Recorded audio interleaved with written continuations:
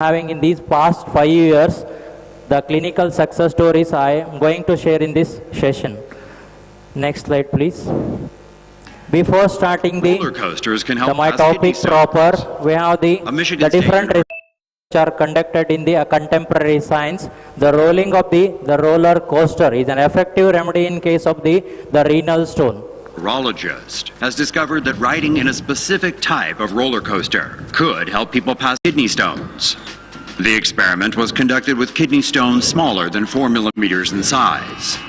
The test results show a roller coaster which is rough and quick, with some twists and turns, could successfully help patients pass their kidney stones. Whereas roller coasters that are too fast, with upside down or inverted movements, would not have the same effect. Sitting in the front of the roller coaster only has about 16% success rate of passing the kidney stones, while sitting in the last car of the ride increases the rate to 64%. The Big Thunder Mountain Railroad at Disneyland has proven to be effective, while the Space Mountain and Aerosmith's Rock and Roller at the theme park had no effect at all. So make sure you pick the right ride when you visit the amusement park for your kidney stone treatment. Okay, the conclusion of that research has been found that the riding of the roller coaster is an effective remedy in case of the renal stone. It has got the IB Nobel Prize in the medicine in the year of 2018. Next. Let us give a big round of applause to our acharyas. This is not the research, okay, whatever the contemporary medicine has made at present, okay. This already exists in the Ayurveda classical text in the Brihatrays. The Charaka has given the beautiful explanation pertaining to that in the Trimarmiya Chikitsa Adhyaya. He given the quotation regarding that Pitvatam Madhyam Nigadena Ratena Hayenava. The person who rides the chariot in a very speed manner, the person is going to the Ashmari is going to come out whenever the Tikshna Madhya is taken out of that. Next slide. There are different references which are available regarding the Mutrashmari and some of the renal disorders which are explained in the Ayurvedic classical text. The first reference is from the Charaka Samhita, 26th chapter, Trimarmiya Chikitsa Adhyaya. Charaka has given very much importance to the Trimarma. Okay, whenever the disorder which are responsible for the Trimarma, it has to be treated first. That's why he given the elaborative chapter, the Trimarmiya Chikitsa. First, he told about the different nidanas which are responsible for the Mutra Ghata as well as the Mutra Kruchra. Even later, slokas, he explained about the nidanas which are responsible for even the Mutra Asmari. Almost all the nidanas, whatever which are explained for the Mutra Gata and Mutra Krucha, which are similar in the Charaka Samhita. In later chapters of the Charaka Samhita, that too in case of the Trimarmiya Siddhi Adhyaya, there he given the explanation again pertaining to the Mutrava Shroto disorder. He used the word there, the Mutra Dosha, the 13 variety of the Mutra Dosha which is explained in that Trimarmiya Chikitsa Adhyaya. The next references pertaining to the Mutrashmari from the Sushruta Samhita. Whenever we see the elaborative, the methodology of the explanation of the different disorders in the Sushruta Samhita. First he explained the Vata Vyadhi Nidana. Next he given the elaborative explanation pertaining to the Arsha Nidana. Next he told the references pertaining to the Ashmari. Whatever the methodology he followed for the Vata Vyadhi, Arsha and even for the Ashmari. Some of the factors which are similar in both the things, it may be the Vata, Mutra as well as Purisha Avrodha is the common presentation in most of the individuals who suffers with these disorders.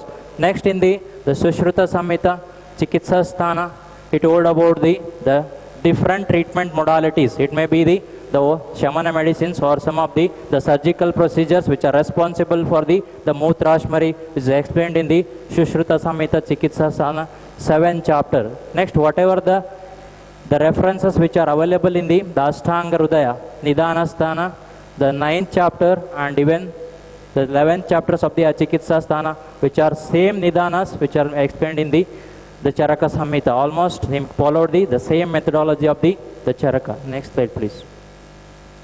Whenever we come to the clinical practice, we face some of the challenges. Okay, whatever I face and some of the students and practitioners. Most commonly we are going to face some of the challenges in our day-to-day clinical practice. That's why one should define what are the challenges which are going to face in our practice. The first will how to identify the nidana. The next one will be the is there any need of investigations? Next, how to identify the dosha. Next, identify the emergency conditions, because in some of the conditions of the Mootrashmari, there are chances of the even emergencies also. When to refer the case for the surgery, that is also very important. And immediate action taken to be taken for the pain management, that is also very important challenge. Next, too many factors to consider before planning the Ayurvedic, the way of the treatment. Next, whenever we see the Charaka's explanations, he scattered the references from Sutrasthana to Chikitsasthana and even the Siddhisthana and Kalpasthana and all. But it's before the understanding about the basic concept of the Ayurveda, it is very difficult to plan any of the treatment. That's why he given the explanation pertaining to the Trisutra Ayurveda in the Sutrasthana first chapter. Hetu linga aushadha jnanam swastatura parayanam. For maintenance of the health and even for the treatment of the different disorders, we need to follow the Trisutra. Whatever the methodology which is followed in the practice, it should be adopted as Trisutra. First, try to identify the hetu of the disease. Next, the linga of the disease and aushadha of the disease. Here, the hetu refers to the different variety of the nidanas we have. It may be the aharaja nidana or it may be the viharaja nidana. And in some of the disorder, there will be the nidanas which are responsible for the manasa dosha prakopa also, and even the abhigata nidana. But in Sutrasthana, he told about the Sannikrushta as well as Viprakrushta nidanas which are responsible for the disorder, and even Doshita nidanas are also responsible for the disorder. It may be by different ahara vihara. The linga refers to the lakshana of the disease. The next will be according to the different, the dosha, dursha, samurchana, one should go for the samprapti vigatana as the chikitsa.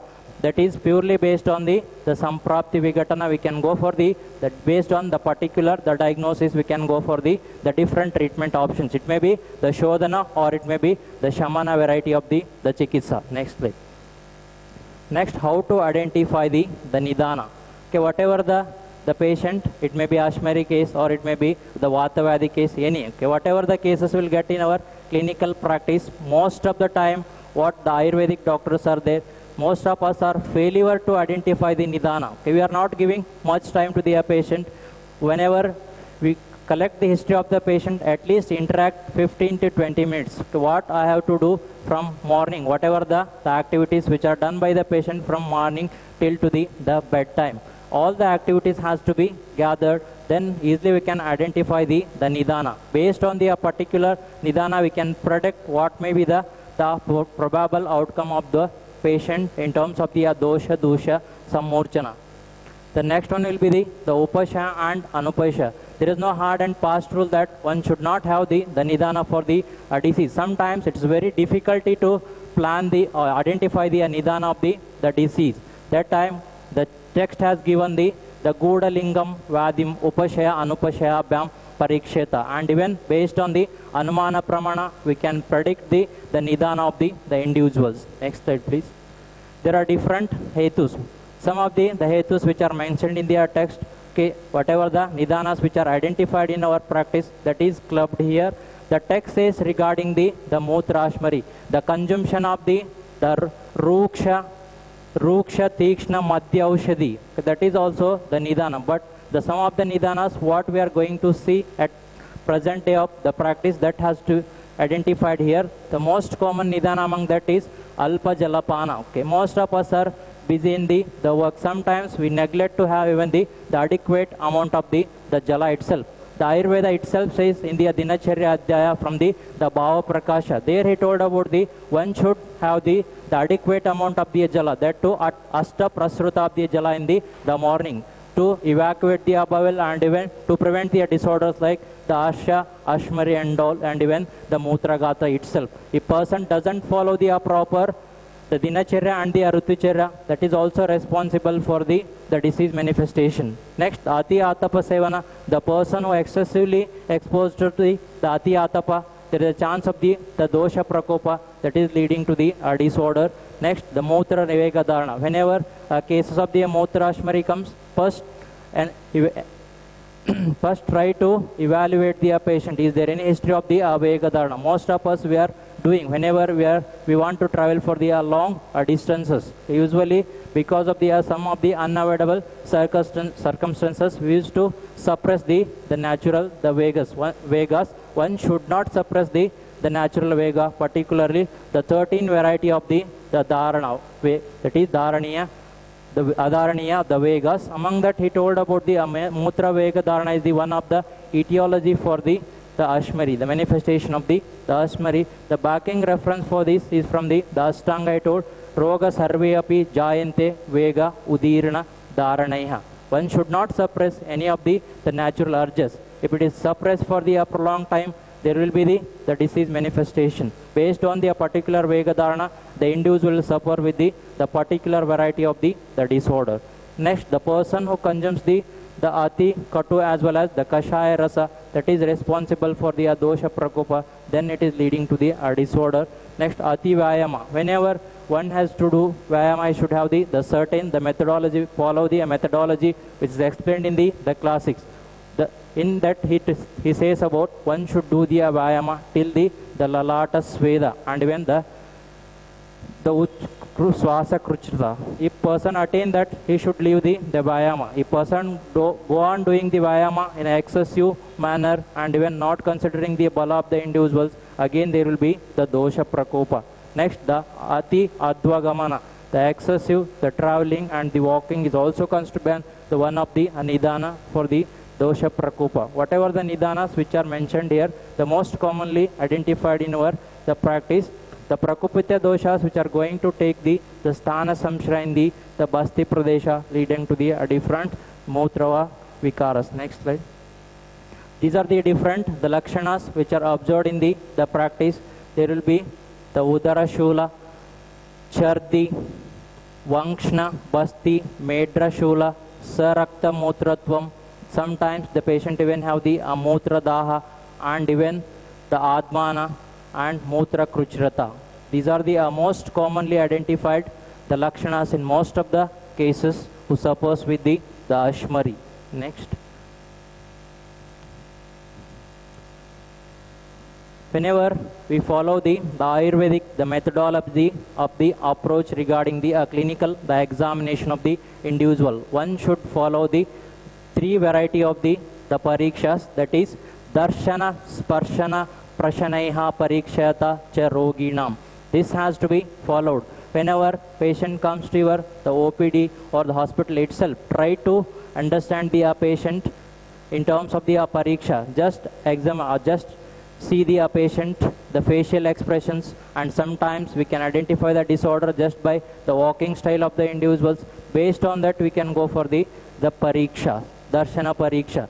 Next, the sparshana, okay, whatever the presentation, most of the time the patient who have the abdominal pain or the udara shula, try to examine the patient by the different the sparshana parikshas. Whatever the contemporary science says in terms of the different the methods of the palpatory, it may be the bimanual palpation or the other variety. Next, the prashna pariksha. Whatever the prashna pariksha which is followed, it is most of the time we are interacting with the patient while taking the history itself acts as the prashna, and even the upashaya and anupashaya of the avadi itself acts as the prashna pariksha. Next, the investigations. Yesterday, the most of the one of the presenter has discussed detailed about the investigations, but in our the clinical practice, the common, okay, patient comes with the earlier the presentation, the different the presentations like the abdominal pain, vomiting, and even the pain in the lumbar region. We should have the minimal investigation, should not go with all the investigations. Sometimes it is considered the very much burden to the patients. That's why with minimal investigation give a maximum benefit to the patients. The first to rule out about some of the infective pathology, better to go with the complete blood count, that is the CBC. Next, the serum calcium, most of the time some of the underlying the metabolic disorders like hyperparathyroidism is one of the cause for the renal stone itself. That's why go with the serum calcium. Next one will be the renal function test.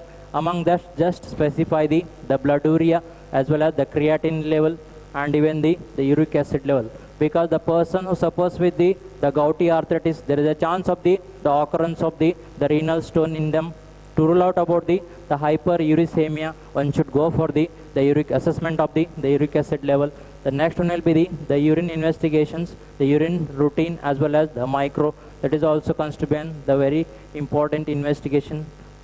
Among the radiological investigation, the most commonly the done investigation will be the UH abdomen as well as the pelvis. This is to know about what is the size of the stone and what is the position of the stone. For that it is very essential, that is UH abdomen as well as the pelvis. Next slide. We have the one challenge, that is the too many factors to consider the Ayurvedic treatment. In modern, if you go with the patient presents with the abdominal pain, most of the time they will go for the NSAID and even the muscle relaxant. Based on the underlying pathology, they will go for the prescription of the different NSAID and all. But here, whenever it comes to the Ayurveda, we have so many factors to consider. Okay, not only like the pain, we should prescribe pain medicines, not like that. The patient should have the sum of the consideration. The first, the dosha samurchana. If there is no proper assessment of the dosha samurchana, there is no proper treatment. The patient may go for the adverse effect of the treatment. That's why properly collect the anidana, then do the dosha samurchana. Based on that, the whole treatment protocol is depend. The next one is the desha. Desha is also very important because some of the treatment modalities is very difficult to plan in some of the deshas. Next one will be the kala. The kala is also very important. Whatever the cases will get regarding the Motrashmari, the most common the season will be the Grishma Rutu, because of the person will have the prakarata of the Surya Santapa and the exposure to leading to the kala variations in the treatment. Based on particular the kala, one should go for the different treatment protocol. Next one will be the bala. Okay, nowadays the patient itself says, doctor, I am having the renal stone. Nowadays many of that patient itself acts as a doctor. They are the Google, the doctors. They will check everything. They will come to you, doctor, I am having the pain in the right or the left lumbar region, and it may be because of the renal stone. That was the patient expression. But you should not lay on the patient words itself. Just better to go with your clinical, the assessment of the patient, then examination. That even responsible for the bala factor in terms of the Guru Vyadita as well as the Lagu Vyadita. Most of the patient, if the simple symptomatology, they worry a lot. But considering that, we try to identify the Guru Vyadita as well as the Lagu Vyadita concept, because this is very essential to plan some of the treatment modalities. If patient is the Alpa Balavan, that time it's very difficult to plan. That next one will be the Vaya. Based on the Vaya of the patient itself, we are having the different treatment options based on the Bala, Yuva and the Ruddha Avastha. Okay, some of the treatments like the Tikshna Aushadhi, it's very difficult to plan, and even Shodhana in individuals that in the Bala Avastha, and even the dosage, the Matra of the Aushadha, that also varies in the Bala. Next. Prescription should, okay, whatever the prescription we should adopt, and most of the time we need to follow. That should be with less medicine. Just don't go the list of medicines for single complaint.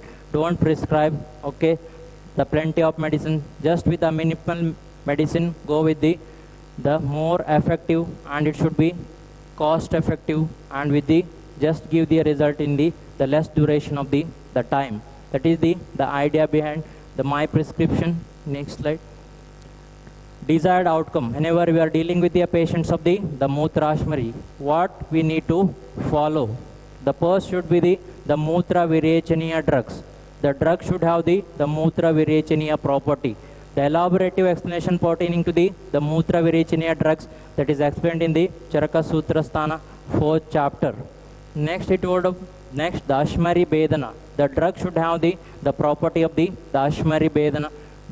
The common drug which is used for the Ashmari Bedana action is the Pashana Beda as well as the Gokshura. Next, the Shotahara property. We have the different set of drugs which acts as the Shotahara. The Punarnava is considered to be the best, the Shotahara.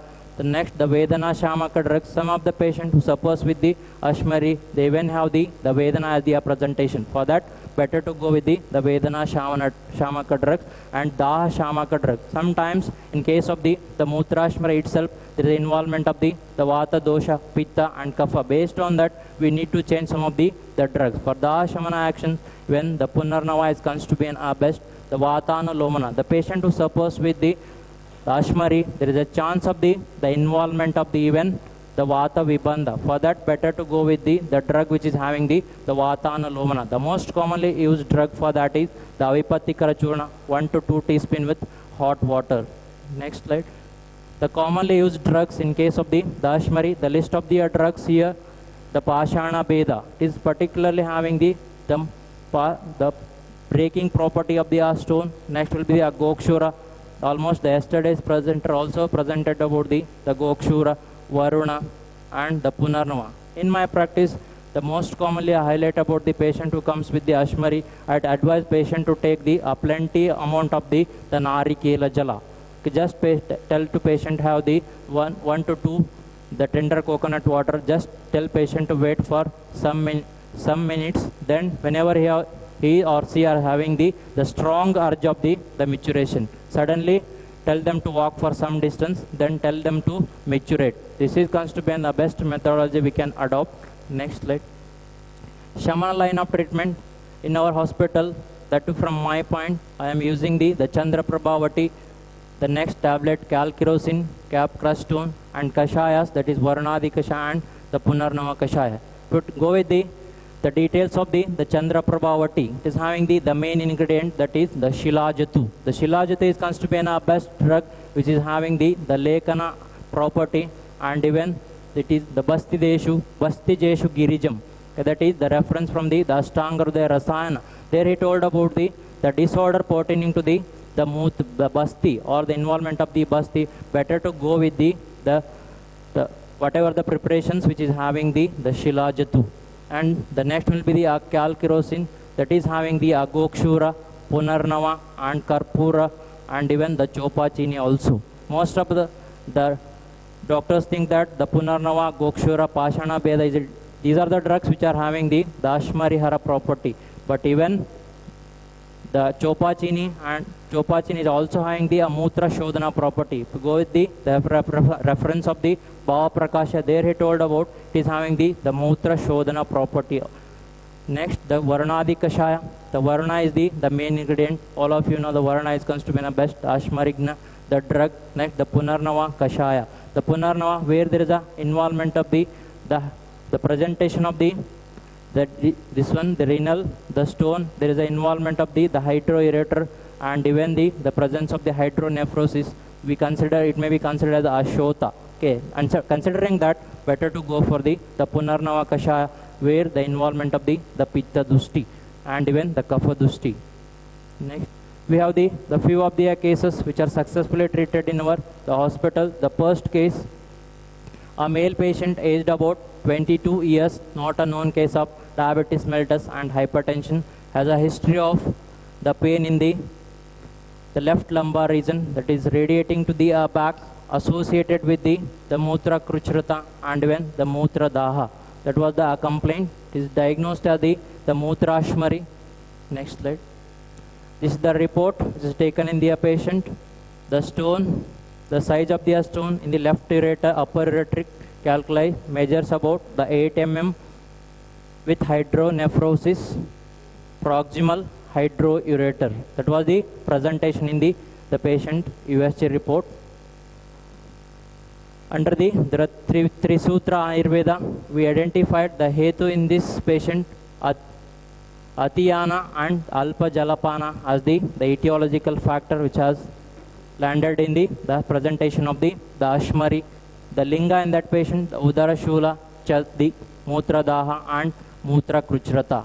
The Aushadis which are prescribed in that patient tablet Chandra Prabhavati, 1 tablet thrice a day after food, Varnadi Kasha 15 ml thrice a day after food, tablet Calcirosin 1 tablet twice a day after food.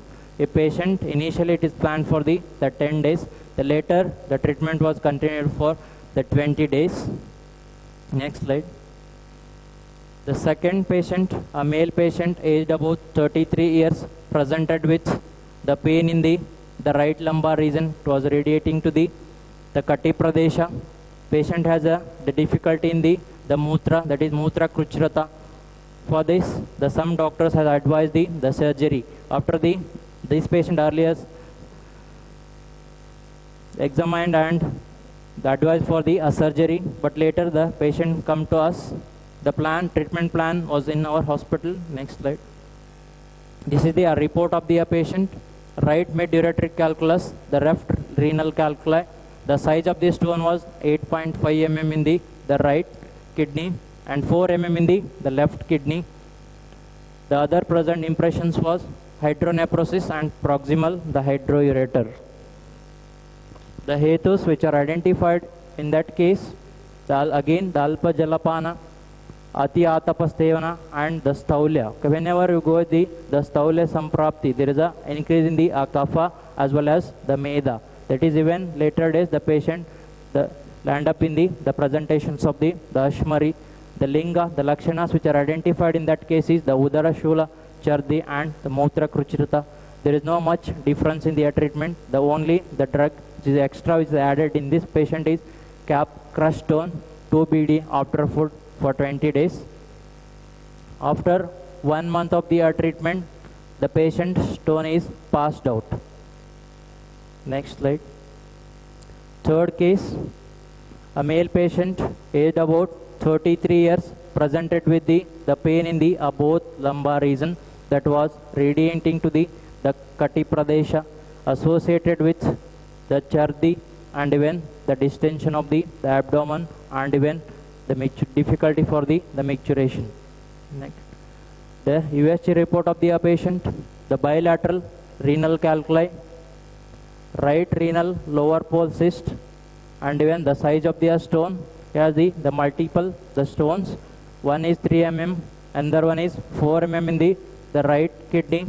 Left kidney has the 4 mm and the 5 mm stones. Next slide. These are the identified the hetus, the ati atapa sevana, mutra vega dharana and alpa jalapana. The lakshanas, the udara shula, chardi, mutra kruchrita and the admana of the presentation. In this patient, we added the avipattikara churna as the extra drug compared to the other cases because he had the atmana as the presentation. To do the vatanalomana action, this drug is planned. The avipattikara churna 1 teaspoon twice a day after food with hot water. That was the dosage which is followed in this case. Next slide. This is the renal calculi which is passed out by the patient after 30 days of the treatment. Next slide. The fourth case, a patient aged about 50 years, not a known case of diabetes and hypertension, was apparently normal 1 year back. This patient was presented with the pain in the both lumbar region, radiating to again the Kati Pradesha, which is associated with the jwara and even the nausea and difficulty for the maturation. This patient again advised for the surgery. Later, by the advice of the relative, the patient has come to our OPD, and the reports of that patient: bilateral renal calculi with the prostatic cyst. Size of the stone was 9 mm and another one is 10 mm in the right kidney and 15 mm in the left kidney. The treatment plan of that patient was the Chandra Prabhavati and Punarnava Kasha and the crushed stone. This is followed for the 30 days and identified the hetus in this patient is the Alpa Jalapana, Ati Atapa Sevana and the Madhya Sevana. This patient is the heavy, the drinker. He was because whenever you go through the reference, there he told about the Tikshna Ruksha Madhyapana is considered to be one of the etiological factor for the Mutra Ashmari. That's why that was the identified the extra nidana in this case. Next slide. The fifth case, this was the very interesting case. She is the doctor of one doctor itself. Okay, she presented with the multiple. Initially, the patient aged about the 9 years, apparently normal. 3 months back, she started developing pain in the left lumbar region that was radiating to back, associated with the few episodes of the vomiting. Whenever she had a severe the episode of the pain, that time she is even unable to take the food itself. Next slide. Okay, these are the different reports which are taken in that patient. She had the bilateral renal calculi. The size of the stone was 4.5 mm and 5 mm, and the one is 5.6 mm at the left kidney. Next. In this case, the identified nidana at the alpa jalapana and even the viruddha ahara. The lakshanas which are observed in this case, the udarashula, chardi and the arauchaka. The aushada, the Chandra Prabhavati, 1 tablet twice a day. There is a variation in the dosage because the patient is the Kumara in a Bala Avastha. That's why the dosage is planned according to the Bala, the Vaya of the patient. Next, the Varunadi Kashaya, 10 ml twice a day after food. This treatment is planned for first 20 days, then it is continued for 3 months. Then now the patient is asymptomatic. Next slide. The sixth case, a male patient aged about 33 years, not a known case of diabetes and hypertension. He came with the severe pain in the left lumbar region. It is again radiating to the Kati Pradesha associated with the Mutra Kruchrata. It was the presentation. This is the report of the patient. Bilateral intrarenal calculi. The size of the stone was 5 mm in the left kidney, 5 mm and 7 mm in the left kidney. In this case, he used to travel for he is the businessman, he used to travel for the long distances. The extra identified nidana, sometimes he is not having the properly timed food, as well as even they used to do the lot of the Vimutra Vega Dharana during the traveling. The nidana, udarashula and Mutra Kruchrata. The medicine which is prescribed in this patient, the tablet, calcirosin, Varunadikasha and the crushed stone for the 10 days. The same medications were continued for another 20 days.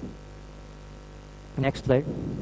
This is the another case which is presented in our hospital. Next slide. Next comes to the patya as well as the apatya. Okay, whenever we are dealing with the Ayurvedic, the treatment modalities, the patya is very important. Without the proper following up the apatya as well as the apatya, there is no use of the treatment. That's why he says, Patye sati gadartasya kim aushadi nisevanaya, Patye asati gadartasya kim aushadi shevanaya. That was the reference. Regarding that, we have to go with the understanding of the Vyadhi. Based on the particular, the Vyadhi, we have the different set of the Patya as well as the Apatya. This is the reference from the Vaishajya Ratnavali, the Ashmari Chikitsa. There he told about the certain set of the Patya as well as the Apatya. The first one should have the adequate amount of the Akulata in terms of the different the Yusha preparations, or even you can go with the different the recipes which are prepared out of the Kulatta. The Kulatta is the one which is having the Ashmari, the Vedana property, and even the Mutrava Shroto Shodhana property. The next, the Kushmanda, the Yava, Varuna, Gokshura, and Pashana Beda. These are the drugs which are most commonly used in terms of the internal usage. And next, the Apatya. Okay, most of us doing the Vega Dharana. Okay, whenever you get the urge of the maturation, better to pass that time itself. If you do the prolonged the Nidana Sevana leading to the Ashmari, that's why the first highlighted the Apatya in that case, the Mutra Vega Dharana. The next he told about the consumption of the different, the Viruddha. The usage of the different, the incompatible, the food substances is explained in the Sutrasthana, the 20 variety of the Viruddha Anna Sevana leading to the different disorders based on the Desha and even the Samskara we have and even the Matra. There are different the Viruddhas which are explained in the classics. One should adopt that for the proper the consumption of the food. the Ashtavida Ahara Visheshayatana one should follow. One should not indulge in the consumption of the different, the Viruddha Ahara.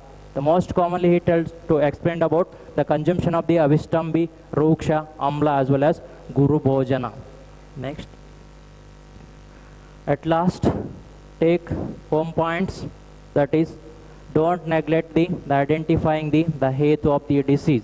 If you are not identify the hetu of the disease, it's very difficulty to analyze the dosha, sammorchana, and we feel difficult, and some of the time most of the doctors, that too, even the Ayurvedic student itself claims that the Ayurveda is very slow. Whenever the first year students comes, they will have the mindset that Ayurveda is very slow. If you ask the question to the first year students whenever they enter to the Ayurvedic college, most of the time they tells Ayurveda is very slow.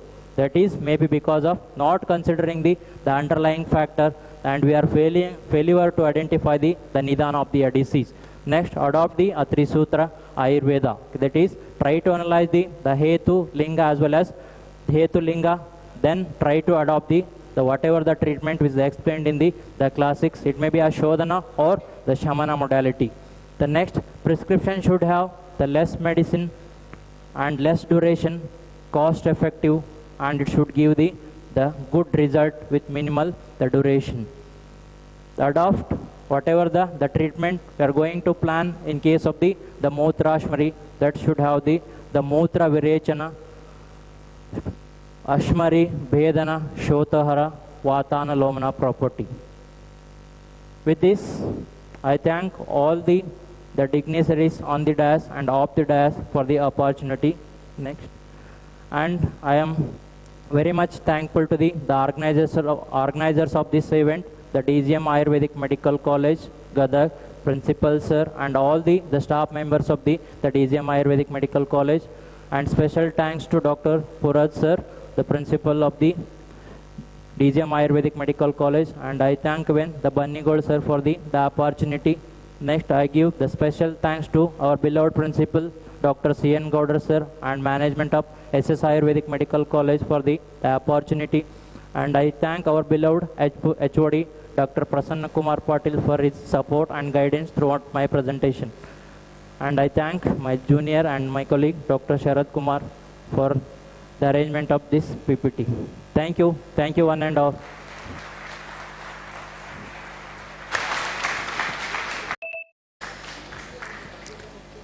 Now I welcome to the 6th scientific session. Okay.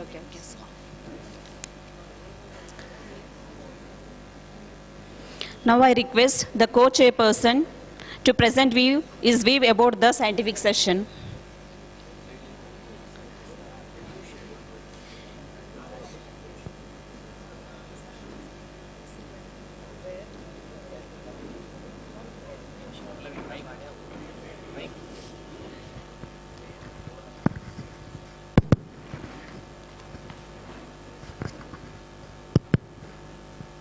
Warm good morning to one and all. So with the due respect to the teachers present in the hall and the chair, Dr. Nagaraj sir, and the presenter, Dr. Sidnagowda Patil, apart from giving remarks on the presentation, I would like to just highlight the things what I have noted. First and foremost, Ashmari is considered to be one of the Ashtamahagadas according to Sushruta. Okay, and the rate of incidence of Ashmari in India is 12% to the total population of India, and among 12%, 50% of the cases are tending or ending up with damage of renal, that is kidneys. Okay, that shows the why in those days itself only Sushruta is considered as Ashtamahagada. And the treatment modality what they have tried to find out is very difficult and very limited. So with that points it has been considered as the Ashtamagada by the Shalyakarta.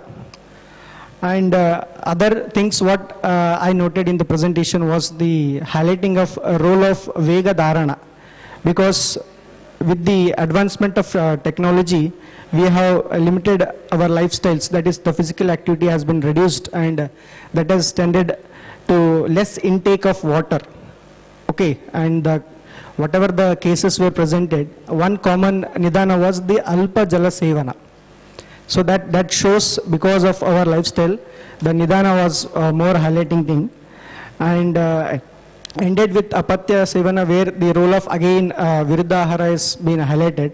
So again, I would like to highlight that viruddhahara is playing a very important role, not only in Ashmari, in all the diseases of our lifestyle because of too much modernization, even in food intake and food preparations and all.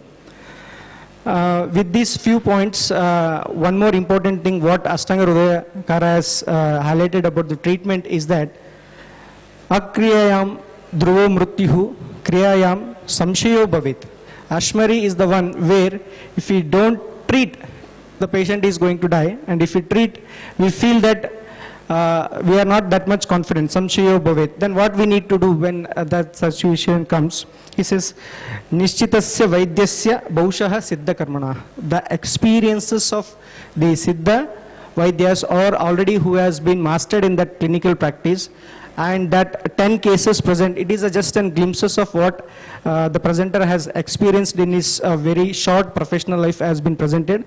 And I request many such teachers or the presenters to come on such diocese to share their clinical success stories so that we can develop more of clinical protocols for the coming days. And it has been started, the presentation started with the example of roller coaster. Again, that is a very fine presentation, I would like to say, because it is a very innovative way to look into the things what are happening in other fraternity also, where it enhances our buddhi also, because again Shruta says that satata adhyanam vadaha paratantra avalokanam tad buddhyacharya buddhi medakaragna, isn't it? Satata adhyanam vadaha paratantra avalokana Tadvidyacharya sevo buddhi medakara ganaha. So paratantra avalokana is necessary not to demean others, not to look for the what are the defaults in there, but to see how they are going to do the research and how best we can adopt in our science to develop our science to, so that the language what today's people are knowing, in that language only we can present our cases, we can present, we can treat, we can diagnose, and bring Ayurveda into the more limelight, not just for the purpose of fame and all, but to give the services to the society. With these few words, I would like to thank the organizers for giving me an opportunity. Since it's my mother institute, I feel very proud for the opportunity. Thank you and once again. Thank you, sir. Now I request the chairperson to present his view about this scientific session.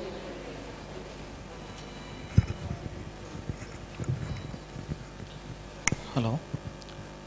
I first of all thankful to organizers as giving me an opportunity as a chairperson in this scientific session. So as per the presentation concerned, so related with the success of stories in Mootrashmari, it's very important that, see, unless until if you doesn't know the success rate, how possible it is for the newcomers, we are generally if you read in the text and if you are able to practice, it is too difficult. So whether it is able to treat or not, whether the patient will get benefited or not.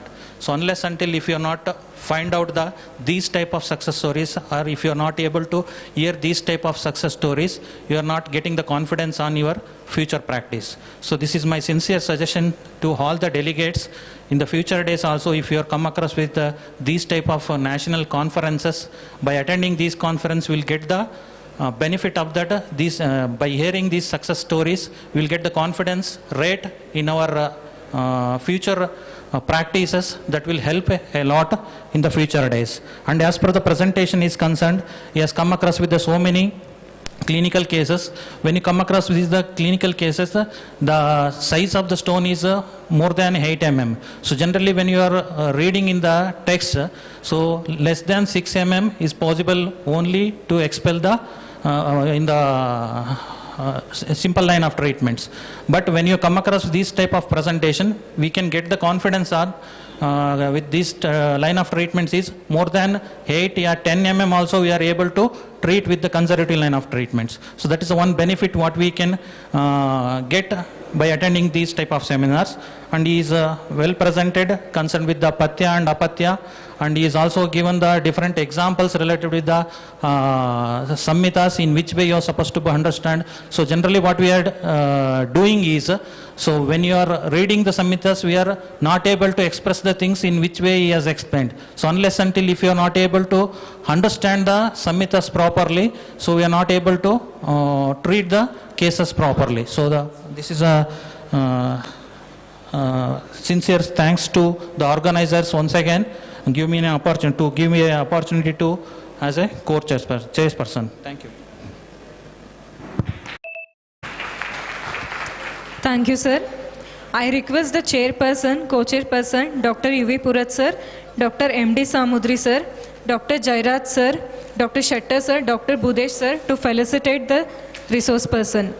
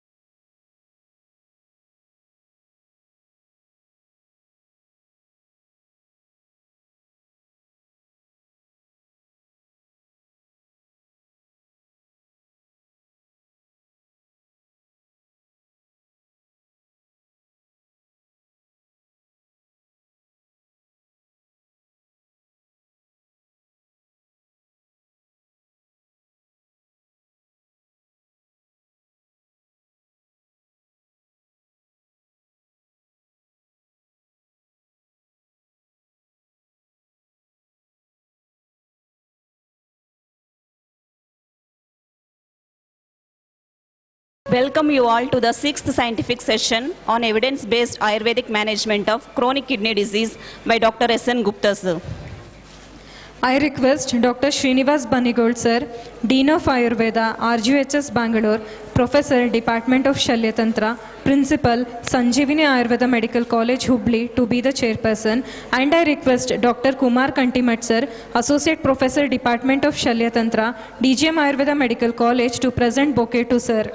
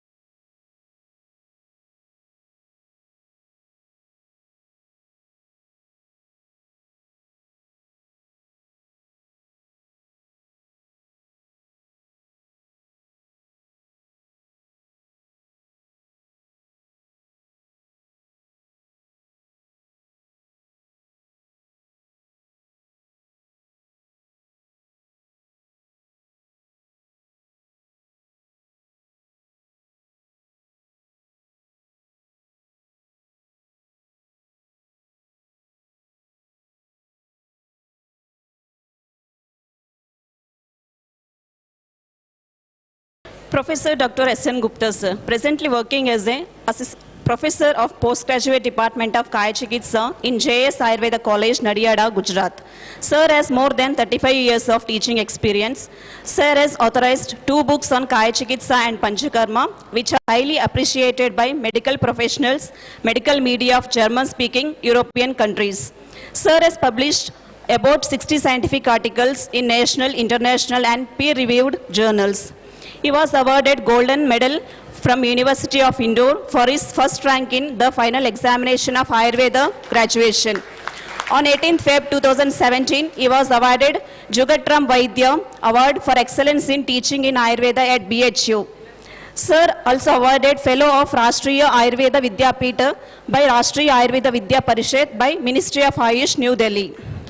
Sir has awarded Ayurveda Shiromani from All India Ayurveda PG Association, New Delhi. In 2019, Sir awarded Excellence in Integrative Medicine Research by European Society of Integrative Medicine as a co-author for the study reliability of the Ayurvedic diagnosis for knee osteoarthritis patients, a nested diagnostic study within a randomized controlled trial. He is one of the authors and contributors in Charaka Samhita New Edition Project, Orlando, Florida, USA. Sir was the advisor and clinical planner in most prestigious and first of its kind of research project in Europe on osteoarthritis conducted by Charity Medical University, Berlin, sponsored by Ministry of Ayush, Government of India. Sir is a member, Scientific Advisory Group, Clinical Research, CCRS, New Delhi.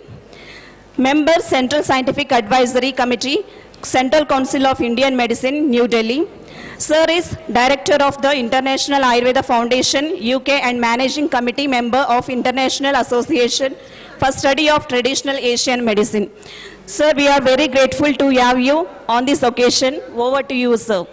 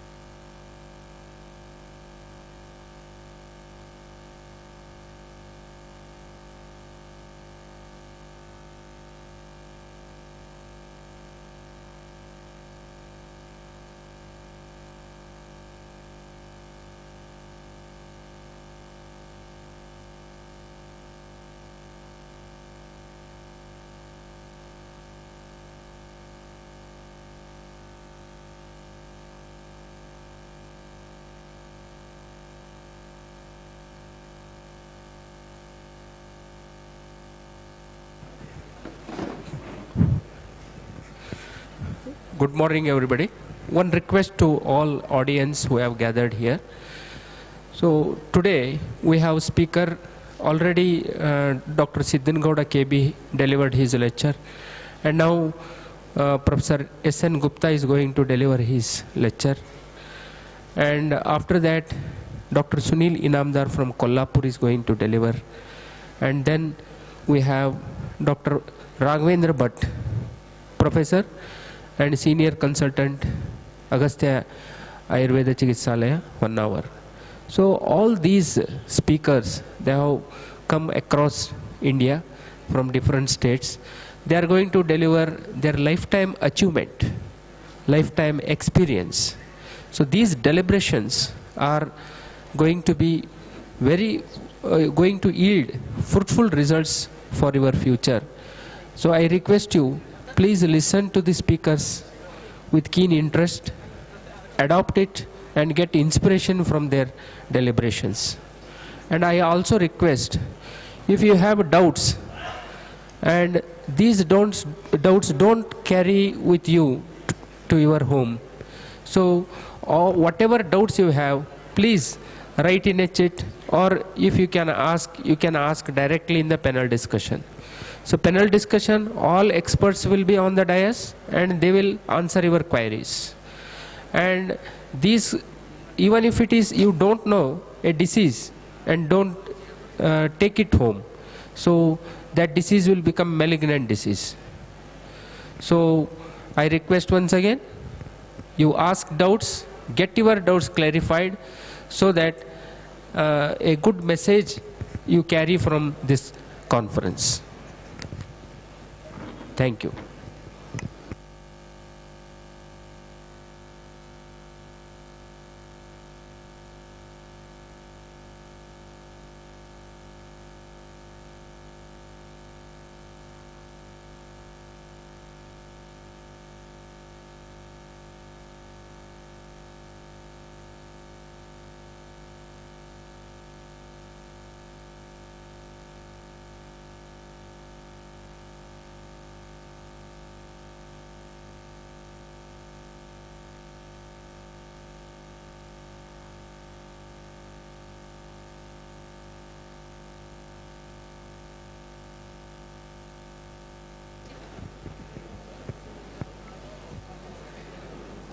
All the delegates are requested to write your queries in a chat and present it over anchoring disk.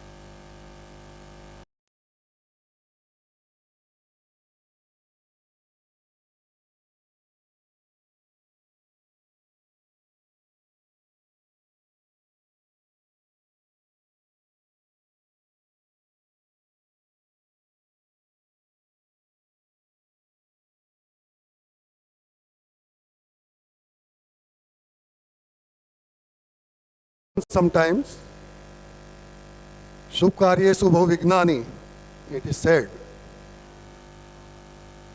When I heard about your place, your college, Gadag, I thought about this name. Do you know the Vyutpatti of this? Thank you, gentlemen. Do you know the Vyutpatti of the name of Gadag?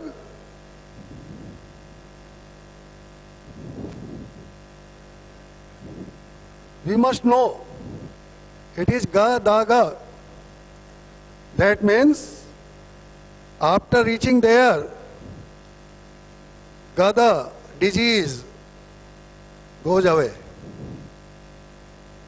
So you are at a wonderful place. And I am also from a wonderful place. You belong to one Bharat Ratna, Pandit Bhimsen Joshi, and I also belong to another Bharat Ratna, Sardar Vallabhbhai Patel.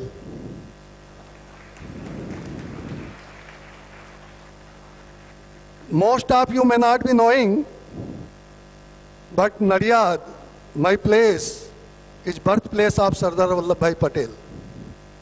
So from the place of one Bharat Ratna, I am happy to come to another Bharat Ratna's place. And this is another important thing, that we are not just proud being the person from birthplace of Sardar Vallabhbhai Patel, but this is also proud for me and my college, that this college was initiated by Sardar Vallabhbhai Patel in 1938 as a part of our freedom struggle at that time.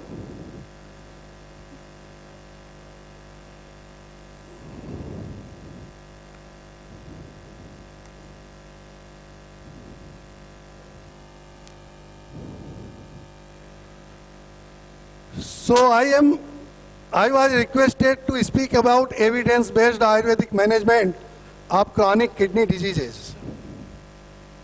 Friends, here I would like to clarify this word evidence-based.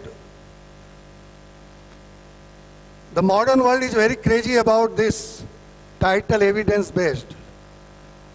And sorry, but I hardly like this word, evidence-based. My one friend in Italy, who is professor in medical university there, Dr. Robert Paoli, once in his one article, he has mentioned that what we say as evidence-based is not evidence-based, but research-trained-based medicine.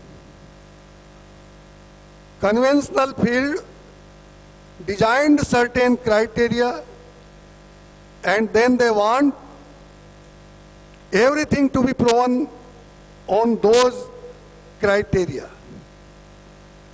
I often say that Ayurveda is always evidence-based. Whatever is written in text, in Samhitas, is not written under some cannabis intoxication. It was, and it is, evidence itself. Because in our system, evidence means pramana, and pramana is not just pratyaksha and anumana, but also aptopdesha. And who is apta? Who is beyond rajas and tamas. That means one who does not have any worldly attraction for anything. And therefore, why that person can speak any untruth? So whatever is spoken by aptas is evidence itself. But if you want to say evidence-based, then we must say that present day evidence-based. Samprat pramana adharit. Evidence to hai. It is all evidence-based. But if you want to say, then it is present day evidence-based. So what I will present here is present day evidence-based. Now we are also very much fond of giving name to the diseases, though our Samhitas never recommended to be so much attached with the name of the diseases. So often people ask me that what will be the name of this disease or this condition, chronic kidney disease or chronic renal failure. So I have coined this name, Jeerna or Pravardha Vrakka dosha. I do not put this in any category of ancient nomenclature. I never try to do this because, yes, first I say that why I do not want to put this in the ancient frame, because in Siddhant Nidan, Ganna Sen has written a wonderful sloka which says, Purana Priviliyante Navina Pradurasate. The old diseases, those were existing in the past, are vanishing. For example, smallpox. Now you do not see it. But Navina Pradurasate, new diseases are coming. Every year we see some new disease is coming. And if we try to put them in some ancient nomenclature, then it looks like a ready-made unfit garment which we buy, but because it is not fit, we try to make it fit on our body. It may be tight or it may be loose. So I do not like this. Often there are some funny interpretations. For example, hypertension. It is not described in our ancient text. We have to be honest for this. Maybe it was not so prominent, so prevalent in those days.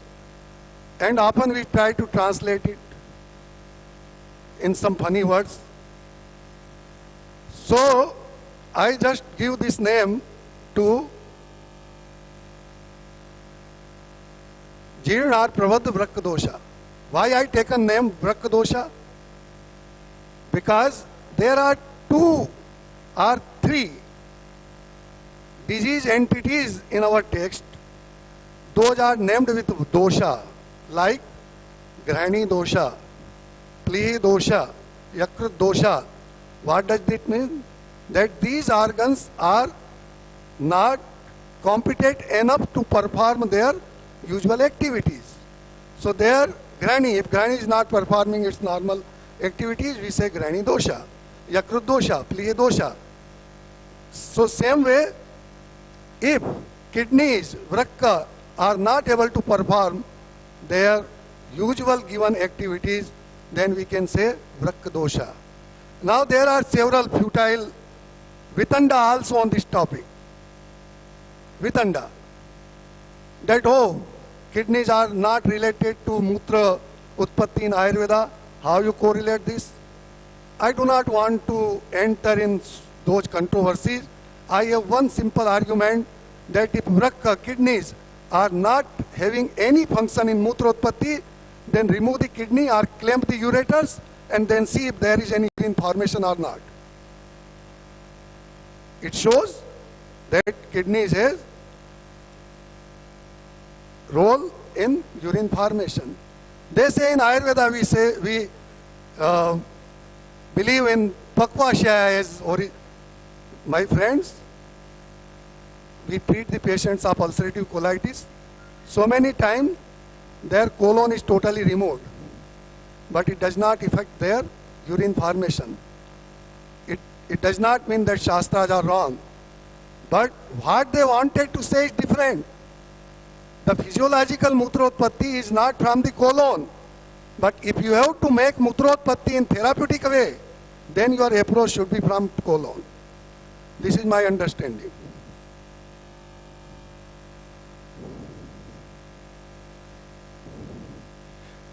So friends, ours is 150 bedded NABH accredited hospital in the town of only 300,000 population, but we have more than 90% average bed occupancy. Last year before Corona, it reached to 184, and even today, the occupancy in my hospital is 160 plus. Patients from all parts of the country and abroad are coming. This is the credit of Ayurveda. We do not have, every year we register around 500 new patients of this disease, chronic kidney disease. We do not have any advertising agency.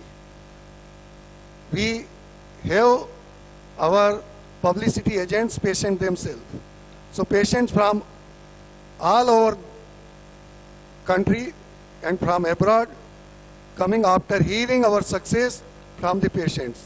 Even today we have 3-4 patients from Karnataka itself also.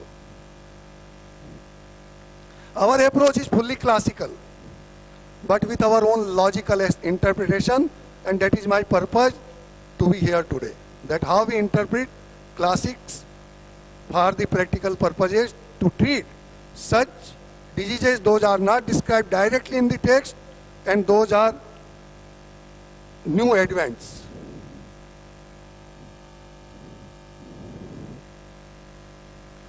So what is chronic renal failure or chronic kidney disease? You all know it very well. So I do not just repeat those things. But usually you may say that a decline in glomerular GFR below 60 of body surface area for more than 3 months, then you can give it name as chronic renal failure. Here one more important thing, when I started working on this disease, I tried to find the meaning of this word VrukkaAyu. I tried to find the meaning of name of your Gadag. So what can be the Vrukka? So I found one mantra in Rig Veda which says that let our medicines be averter of the diseases and uprising which make us certainly disease free and corpulent. Here for the Vrukka word, Sayan, the commentator, has commented on this Vyader Varjyatir iti Vrukka. That means one which averts the disease is Vrukka. Actually there, this was the name of some medicinal plant. But I thought if it is the name of the medicinal plant, then Vrukka also have the same quality that it itself can avert its disease. And then I found that solution of the problem of kidney is also in the kidney itself. So this is all how it develops. I do not waste your time in repeating these things. This is very important that more than 850 per million population in the world suffering today from this problem. And if we see India, unfortunately, in India we do not have very accurate statistics, but still whatever is collected, according to that, about 229 per million population is suffering with this problem.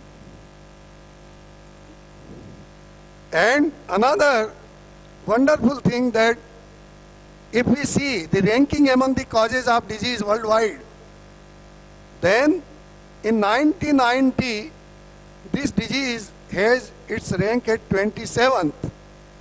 And see, this is our progress. In 2010, it reached to 18. And in 2017, it reached to 12th. This is the progress. Of whom? Of our population, which is living faulty lifestyle. And same time it shows the failure of medical science. Another very harsh reality about this disease that over 2 million people worldwide currently receive treatment with dialysis or a kidney transplant to stay alive. And this number only represents 10% of people who actually need treatment to live. And of these 2 million who receive treatment, the majority are treated in only 5 countries. Those are America, Japan, Germany, Brazil and Italy. And again, these 5 countries represent only 12% of world population. Only 20% are treated in about 100 developing countries that make up our 50% of the world population. And this shows that why we need Ayurveda, particularly in our country. And another harsh reality that 27.5% population of our country is living below poverty line. And for them certainly these costly measures like hemodialysis and kidney transplantation is not affordable. Even I have seen the people of higher middle class, they become totally moneyless if one person of their family is suffering with this disease. I consider this as more dangerous even than the cancer. Even after transplantation, it is not that you have got everything. there are possibilities of rejection. Again, transplanted persons are immune compromised, so there are always chances of infection. And in infection, always the target of the infection is this transplanted kidney. And then with transplant, there is also possibility of transmission of cancer. Same time, this is another very sad thing to mention here, that there is lot of exploitation by quacks and false claimers. I have seen so many advertisements, even on television. They say that we can totally prevent dialysis, we can revert the kidney disease. I do not recommend such things. We have to show the realities to the patients. We cannot say that Ayurveda has panacea to revert the whole condition. So here I give you factual support which can be provided by Ayurveda. First of all, reduction in the frequency of dialysis. What we observed, that if patient is already on dialysis, you can reduce the frequency. If patient is having 3 times a week dialysis, maybe you can reduce it to once a week or once in 2 weeks, and that is also a big support. Then also, if patient has not started any type of renal replacement therapy, then you can postpone this. And even if patient has to go through RRT, then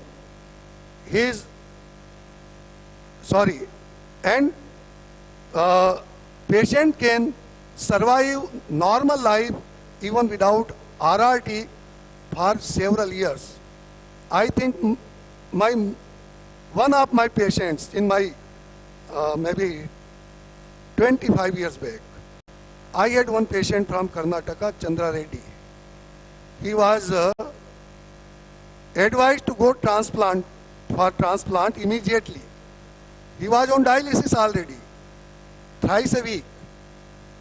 And because he was not, he could not afford this much expenditure, so somehow he heard about us and he came to us, and then we treated him. This patient is still alive. And so in such patients, they can survive without RRT also.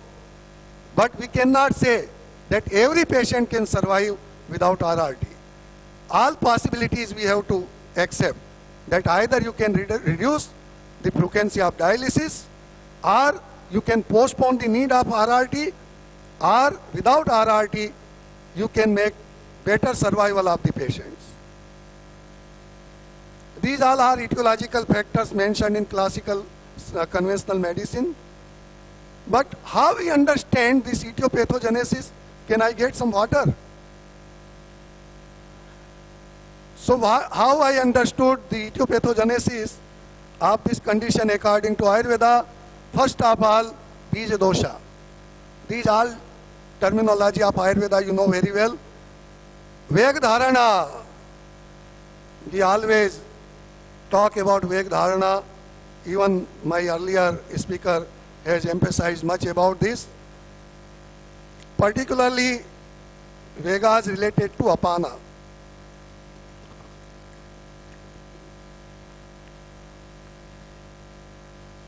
Here, when I am speaking about Vegdharana, I want to give you one additional information. In your studies, my elder brothers, don't take it otherwise. I am mostly addressing to my youngsters because you all are my pujas, but my concentration is more on my younger generation. So in your studies, you might have heard one word, essential hypertension. It sounds very beautiful, essential. That means everybody must have this, essential hypertension. Did you heard? No? If not, tell me. Again, remember, I do not believe in monologue always. I always prefer dialogue so that you do not start napping. So did you hear about essential hypertension? Yes. It sounds beautiful, essential. Because science could not find the cause. Therefore they say it is essential, primary. I say cause is there, and this is this, Vegadharana.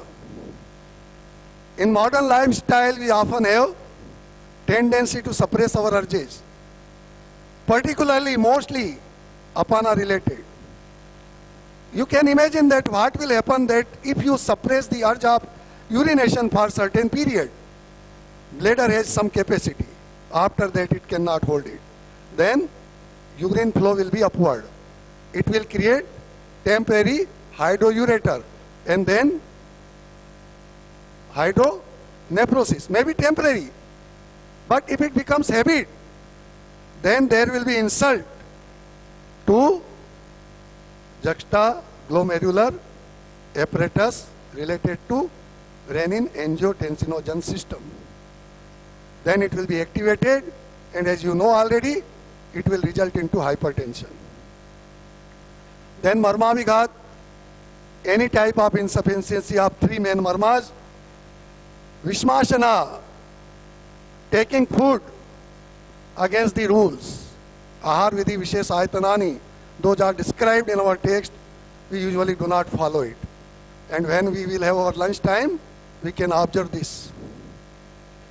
Diseases of Mutravaha Srotas, Mutrakashra, Ashmari, Arbuda, Granthi, Madhumeha, etc. Bal Vibhransha, this is again my maulic interpretation of Bal Vibhransha. What is Bal Vibhransha?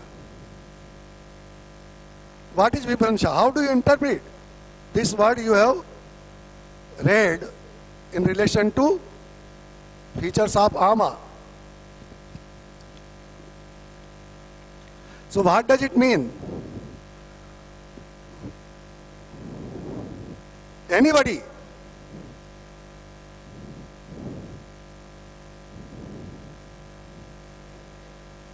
I tell you. Usually it is interpreted as diminution of bala. And bala we usually interpret as our defense mechanism, defense system. So reduction in the immune or defense system. Am I right? This is usual interpretation. But Vibhransha does not mean this is only. If walking carelessly here, what will happen to me? I will fall. That is also Vibhransha. What is the most important characteristic in modern time about political leaders? If somebody asks you that, what is the most common feature in a political leader in modern time? Everybody will say that, oh, how they are. We do not have election in Karnataka, so don't afraid. We say they are bhrashta. Bhrashta. That is also same thing. Bhrashta means one who is falling from his duties. So here Bal Vibhransha means the failure of Bala, the immune system, defense system, to perform its usual activity. That means altered immunity, autoimmune diseases, ama, jeerna jwara, any kind of, here jeerna jwara is not just febrile condition, any chronic illness, because in every disease there is vechitya maratir glani, and then if you do not find any cause, then don't hesitate to say Deva. If we analyze the doshas, then it is through doshaja type of condition. with often dominance of Vata and Kapha. Doshas, basic doshas are Mutra, Rasa, Udaka, Sweda, Rakta, Sira. But later on all dhatus and dhatus may get involved. Initially,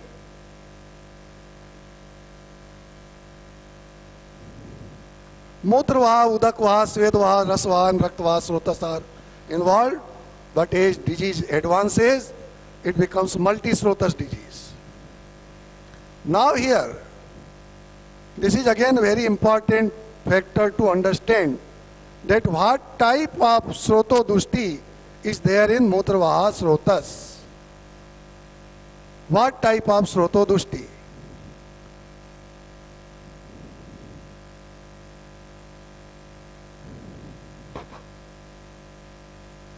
How many types of Srotodushti are there?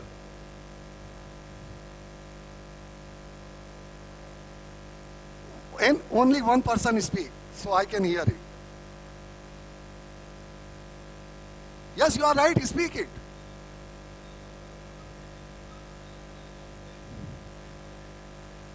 Yes, please. Good. Ati pravarti sangova, etc. Yes. They are Srosam Dushti Lakshanam. They are not Dushti.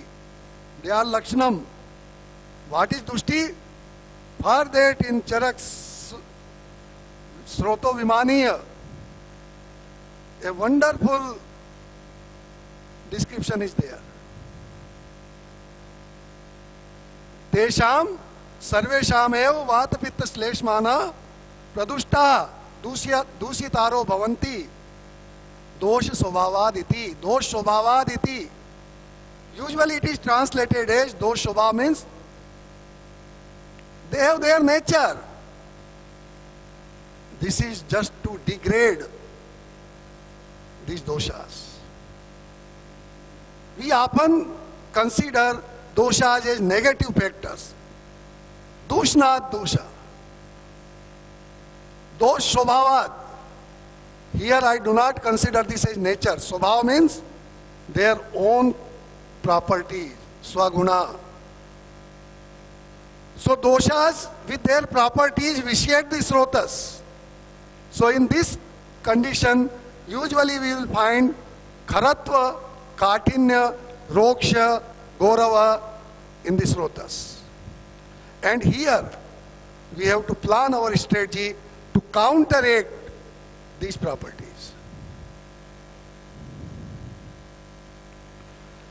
Agni and Ama. Agni is Manda at every level, and mostly Mal Sanchaya Rupa Ama is present. It is Pakvashayot Vyadhi. Initially Madhyam Rog Marga, but later on all three Margas are affected, and that makes it more incurable. Now, what is our management strategy? So, we have to do Nidan Parivarjanam. Whatever causes are there, including whatever disease is there as underlying cause, we have to correct it.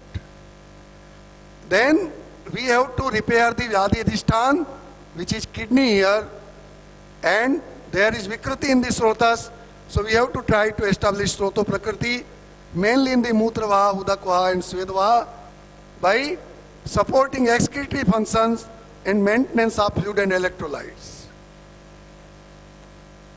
Then Dhatu Poshan, nearly all Dhatus are diminished here, mainly Rasa, Rakta, Mamsa and Asti.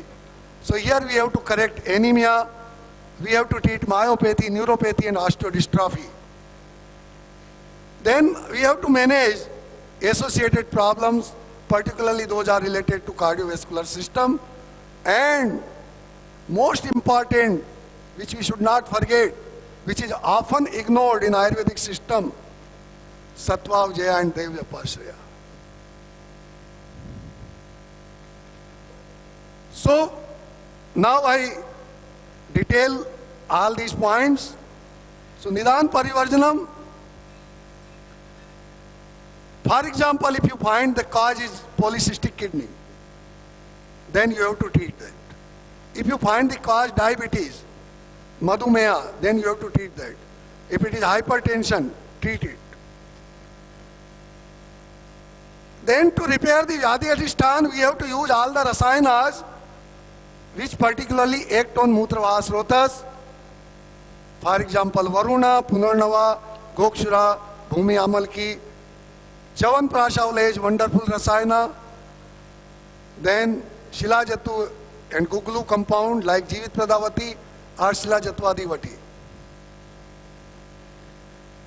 To support the excretory function and maintain the fluid and electrolytes, first thing, Nirva Basti. Here we give Bastiyap, Punarnavadiyat, Punarnavashtakwat and Anvasan Basti with Gokshuradi Telam. This Telam we have prepared ourselves. In this we have used all the plants, those are having Rasayana effect on Mutravah Srotas. You can also prepare it. So, here one more important thing, that this Nirva Basti I consider as mini dialysis. And please do not give it with enema cane or something. Use our own traditional method in which we use Basti Putak, pressing by 2 hands. We have designed these Basti Putak in our institute. They are single use Basti Putak. After one use you can throw them.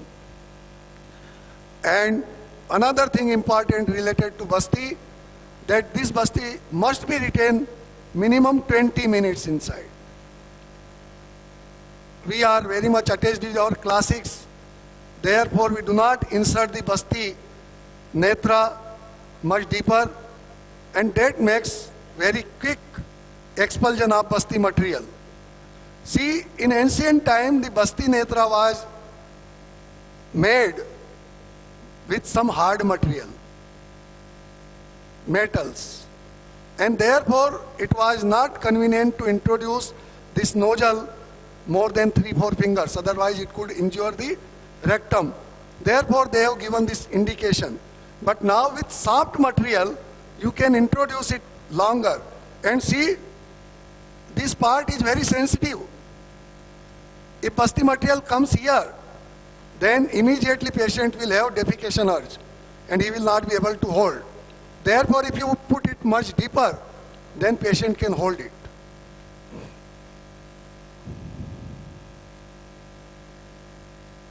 Now, fluid intake also we have to regulate according to his output.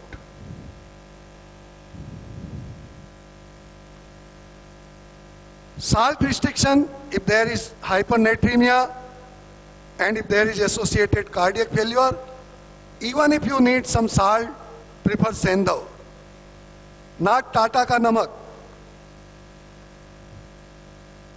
And food according to electrolyte status, if patient has hyperkalemia, then avoid all the fruits, and in vegetables also squeeze out the fluid.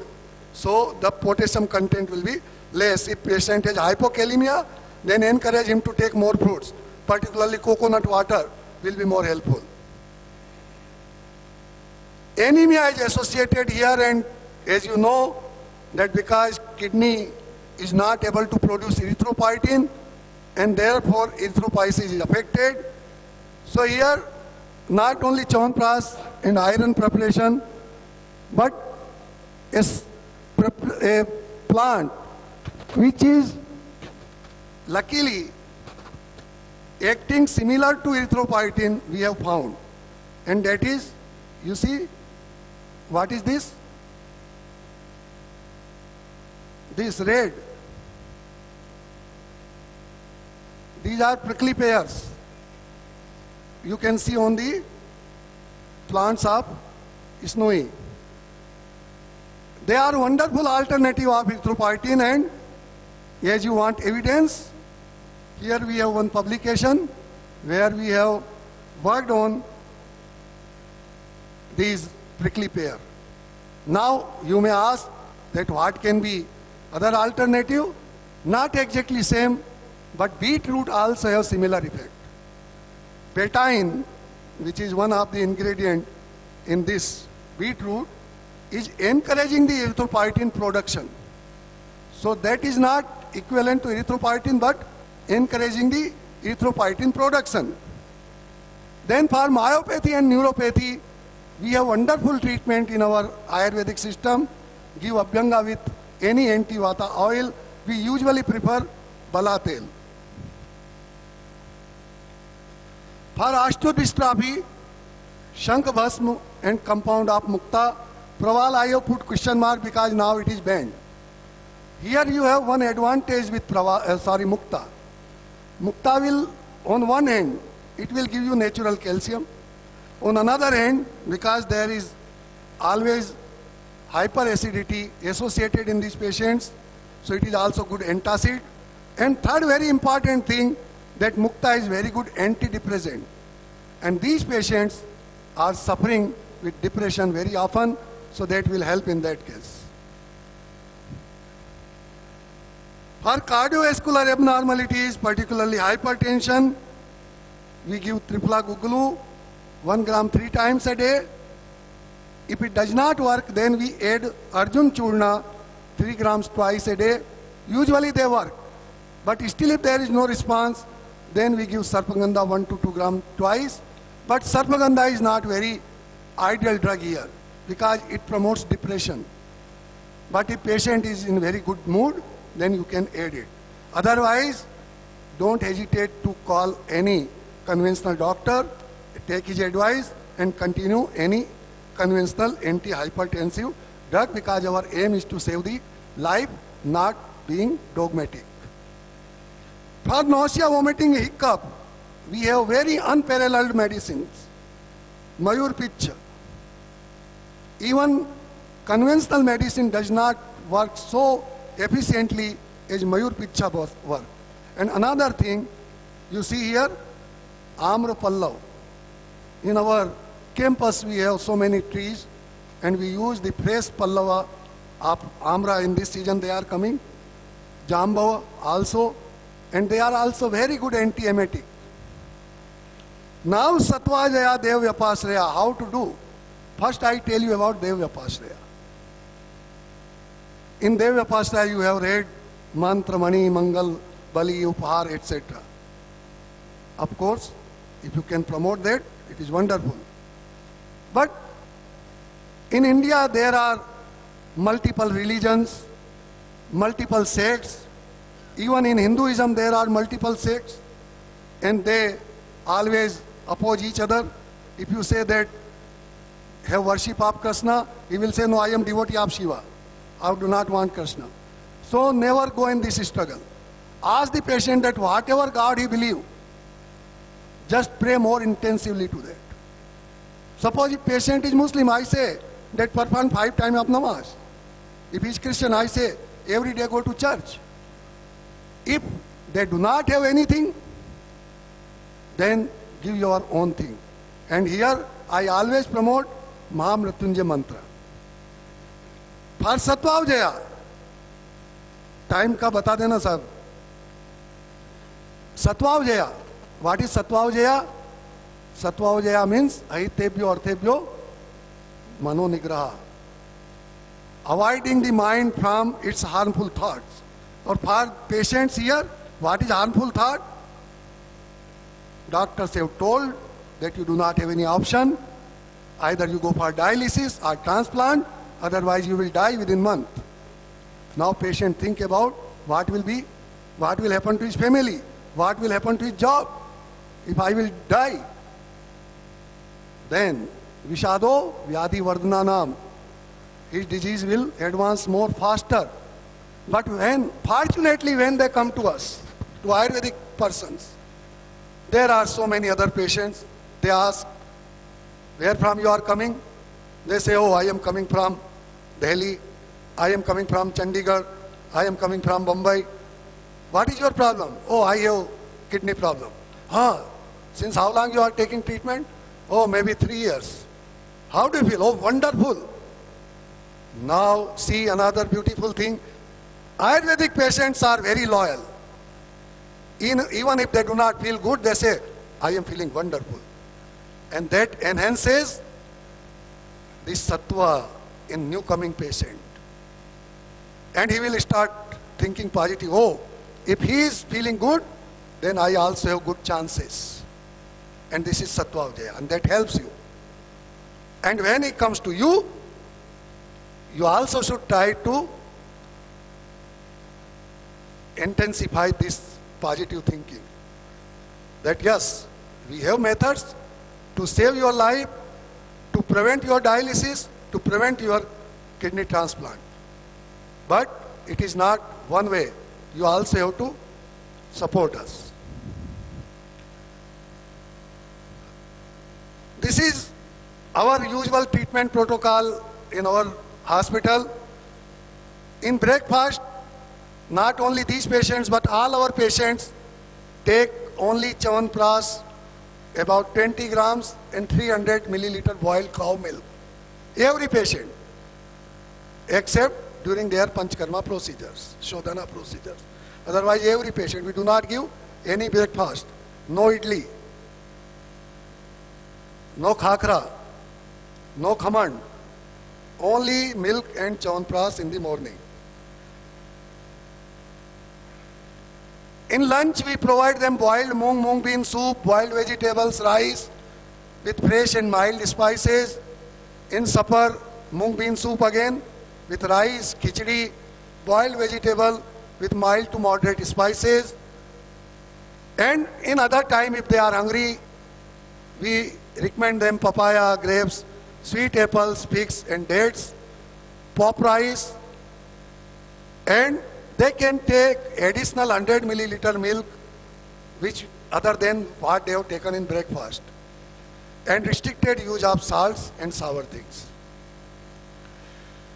We always ask them not to take other flour items from wheat, millets and corn, only rice, no bakery items, all oil except sesame oil, no junk food, no fermented item, no salty things, items with sour taste, chilies, deep fried items, milk products, excessive physical and mental stress, daytime sleep and night vigils. Now, for Shodhana, we give Nadi Svedana every day in the loin regions in the morning, followed by Nirva Basti with Punarnavadi Kwat, as I have mentioned earlier. And if patient feels weakness, then Gokshuradi Telam Matra Basti in the evening. Then these are Shamana medicines, Gokshuradi Guglu, Varnadi Kwat, Rasayan Churna, Swadanshta Rasayan. This is our own preparation in which we have processed Gokshura with Gokshura Kwat itself. Then Bhumi Amalki and Shila Jatwadi Vati. This is usual Shamana treatment which we have in our hospital. If necessary, anti-hypertensive and or hypoglycemics or insulin are continued in same or modified doses with expert advice. Now, I come to evidence, though I do not believe in this.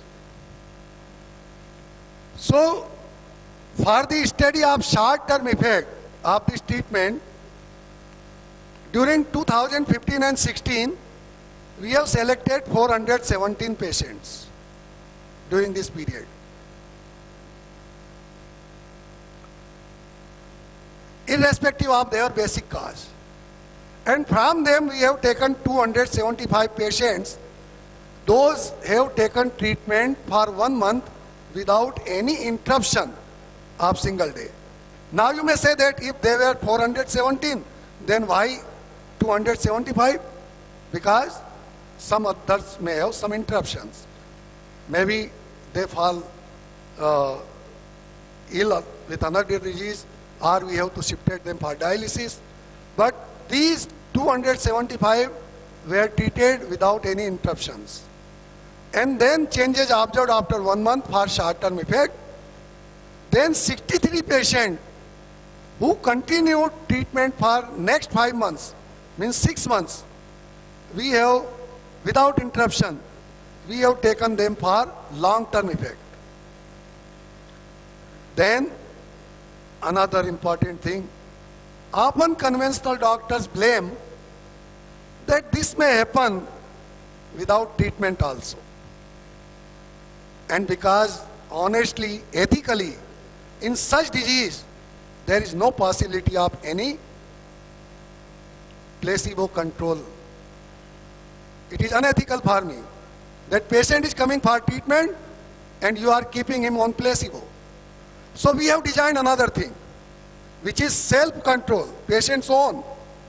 That 53 patients we have chosen, those have their earlier record, 6 months before coming to us, means when they have taken allopathic treatment. That is one data.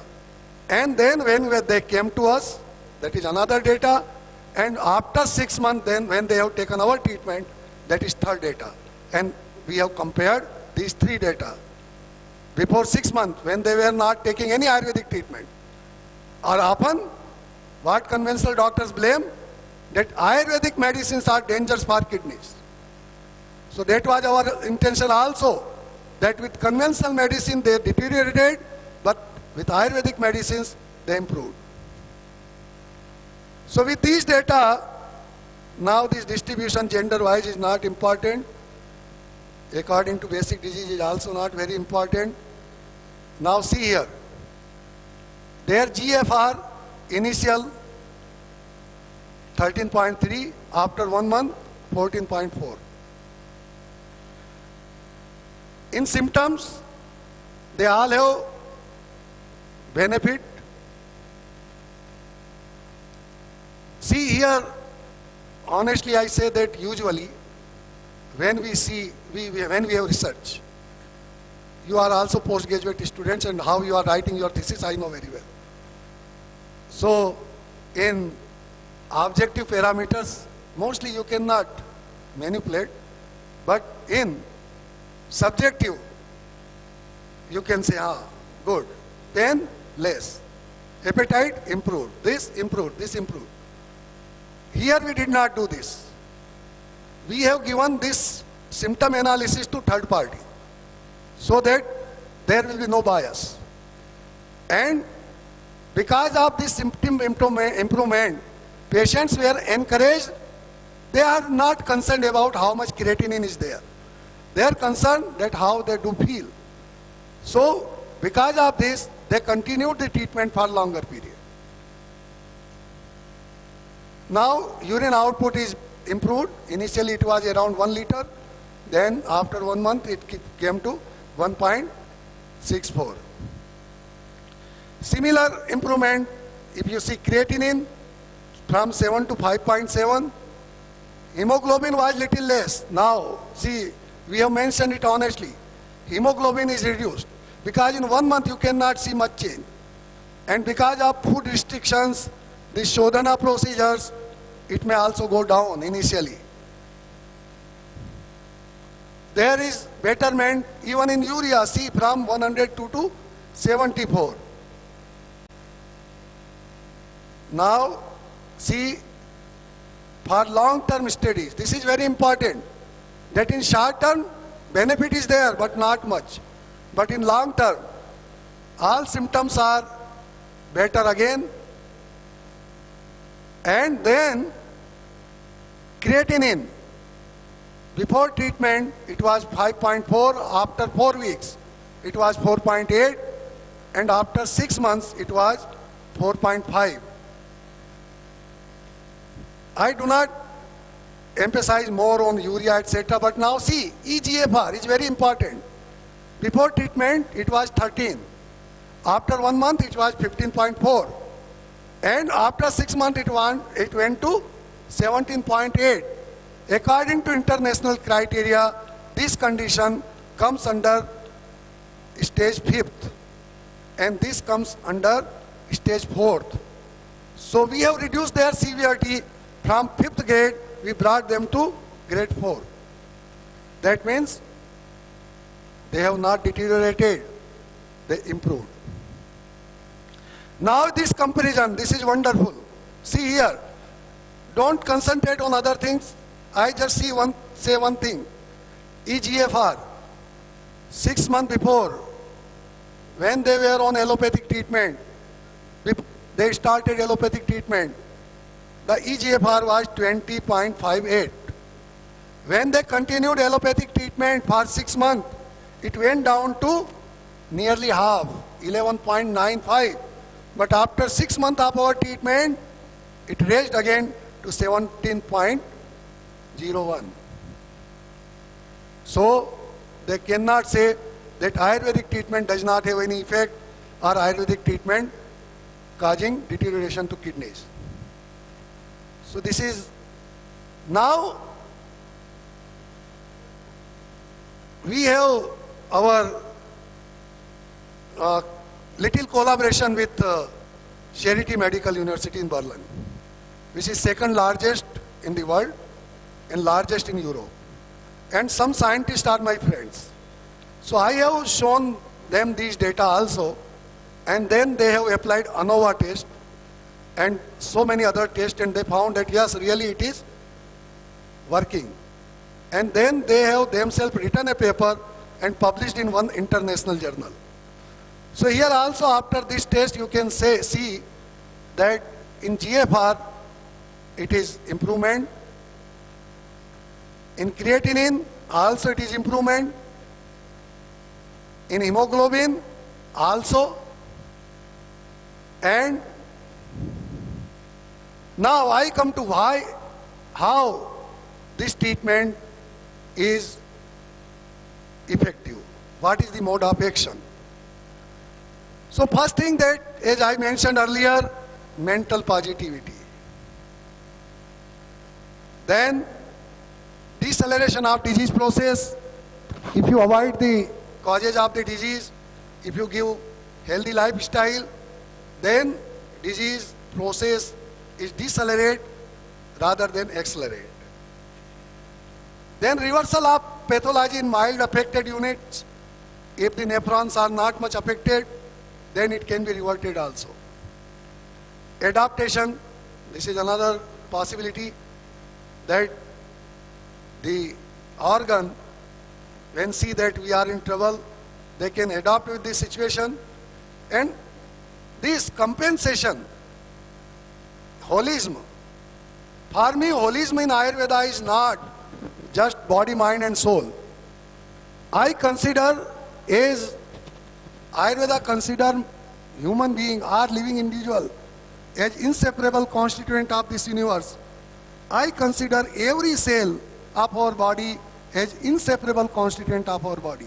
And therefore, every cell, every organ has capability to perform anything. So, here, this compensation is first by intact nephrons and then by other organs. How? To explain this, I just tell you one example. This example, can I speak in Hindi? Will you understand? Okay. क्योंकि उसमें मजा आएगा. आप लोग बॉलीवुड तो देखते ही होंगे, हाँ? तो Indian family, husband, wife, children. Husband is having job, wife is taking care of house and the children. Now, what happened? Wife became ill. बीमार हो गई श्रीमती जी. अब क्या होगा? क्या भूखे मरेंगे? क्यों खाना कौन बनाएगा? अभी तक तो मैडम बनाती थी, अब कौन बनाएगा? Husband comes to children, say that see, mama is ill. Now we have to do something. We cannot just leave it. We cannot make the same thing like mama, but we can do something. Okay, Pintu, you come here. You clean the potato. बेटा तुम इधर आओ, जरा चावल साफ कर लो. बेटा तुम आओ, जरा तुम दाल धो लो. मैं तब तक कुछ आटा तैयार करता हूं. और देखो जैसी भी चपाती बने, ऑस्ट्रेलिया बने या नीदरलैंड बने, बनाते हैं और वो कुछ करते हैं. वो जैसे ही मैडम बनाती थी वैसा तो नहीं है, लेकिन कुछ हुआ ना. भूखे तो नहीं मरे। अब क्या अपने जो देश के जो पड़ोसी है ना, ऐसे पड़ोसी आपको पूरी दुनिया में कहीं नहीं मिलेंगे। ये यूनिवर्सल है अपने देश में, वो भले पंजाब हो, कर्नाटक हो या केरला हो, सब जगह। हालांकि अपने जो देश के पड़ोसी हैं वो वैसे नहीं है, उनसे भगवान बचाए, लेकिन अपने जो नजीक के पड़ोसी हैं वो वंडरफुल। उनको पता चलेगा कि भाई पड़ोस में मिसेस शर्मा बीमार हैं और बच्चे बेचारे परेशान हो रहे हैं, ये क्या लग रहा है, वो टिफिन बॉक्स लेके आ जाएंगे, दरवाजा खटखटाएंगे। अरे यार किस तरह के पड़ोसी हो तुम लोग, भाभी जी बीमार है तुमने बताया नहीं, ऐसे चलता है क्या? जब तक भाभी जी ठीक नहीं हो जाती है खाना हमारे घर से आएगा। पहले उन्होंने खुद सॉल्व की प्रॉब्लम, नहीं हुई पड़ोसियों ने की। Same thing happens here.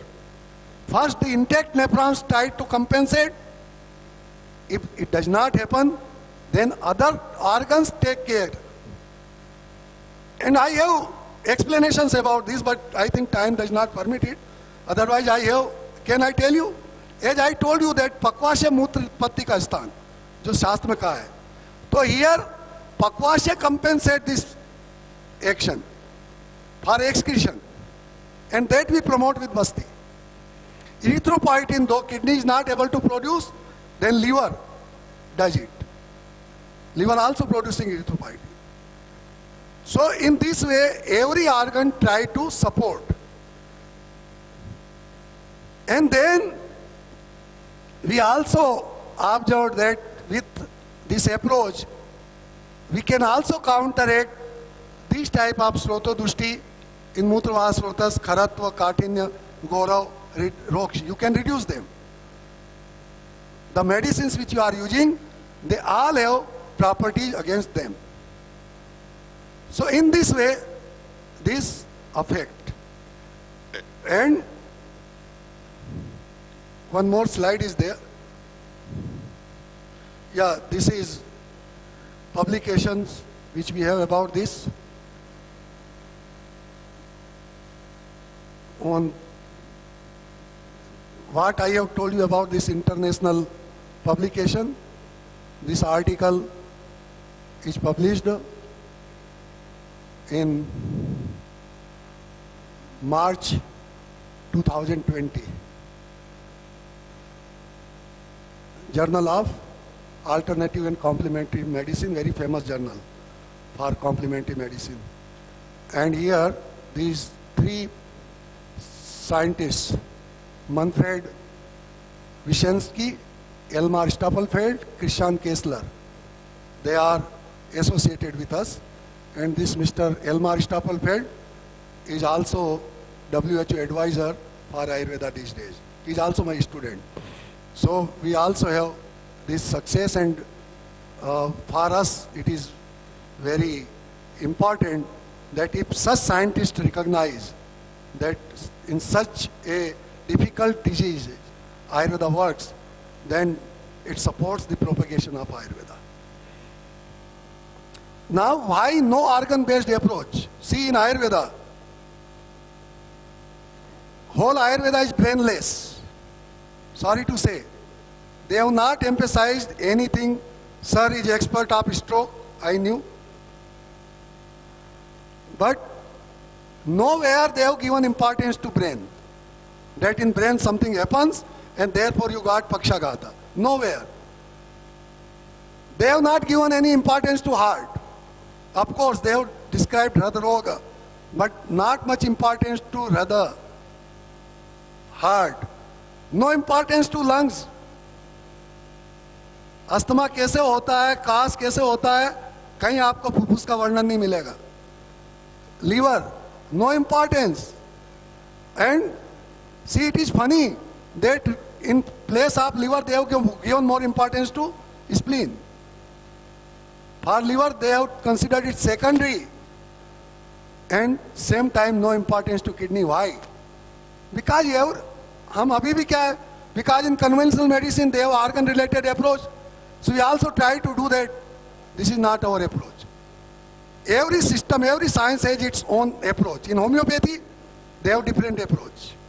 In Ayurveda our approach is best. Suppose, if there is something in brain, how you will know? कुछ भी नहीं है आपके पास. आज ठीक है, बड़े बड़े हॉस्पिटल हैं, MRI है, CT स्कैन है, सब कुछ है, लेकिन कुछ भी नहीं है. तो कैसे जानोगे? वो ऋषि थे, उनके पास तो दिव्य दृष्टि थी, उनके पास तो था उनका scanning, they could see. But for Trivita Buddhi, they have designed this method that even if you do not know about organ, just go through doshas, dushas, srotas, margas, and then you will be successful. So this is more practical approach than being so much fixed about organ-related system. So thank you very much. I wish you very healthy and happy life, particularly without any problem with your urinary system. And still, if you have any question, if you want to know about anything, you are most welcome. And even if now you do not have anything, note down my email address. Anytime when you have any query, you can write me. I will certainly answer you.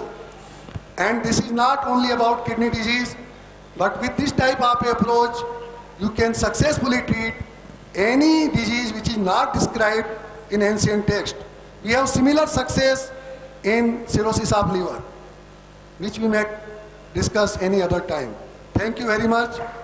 I thank you, sir, for inviting me here and presenting my views before you all dignitaries and also my young generation. And sir, Bandigol Sahab is my old friend. He is one of the person whom I know in Karnataka very well. He is also always admirer of our work, and he has visited also our place few times. So thank you, sir, for giving me this opportunity and giving this time. Thank you, madam. And I again beg your pardon for initial interruption in work. Sometimes it happens. And with me it always happens. Because it is test of my patience. So that if I become nervous, then I do not perform it better. But I keep patience. Thank you, sir. I request the co-chairperson to present views about this scientific session.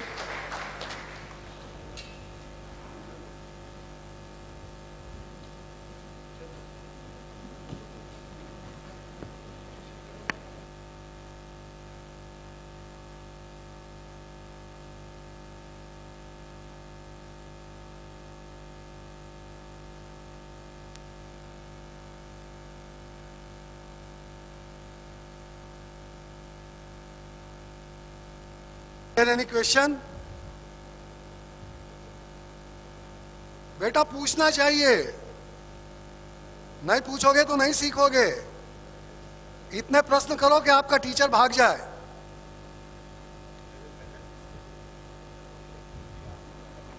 Is it? Okay.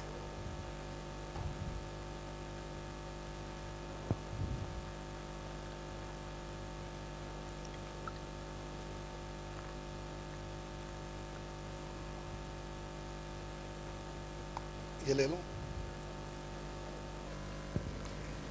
I request S.N. Gupta, sir, to occupy place on the dais.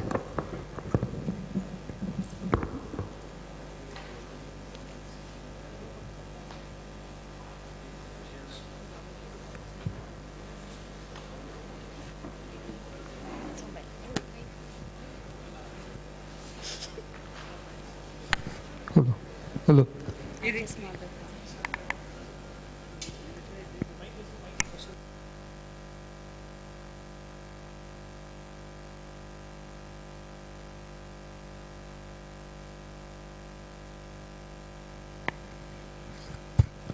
So good afternoon, everybody.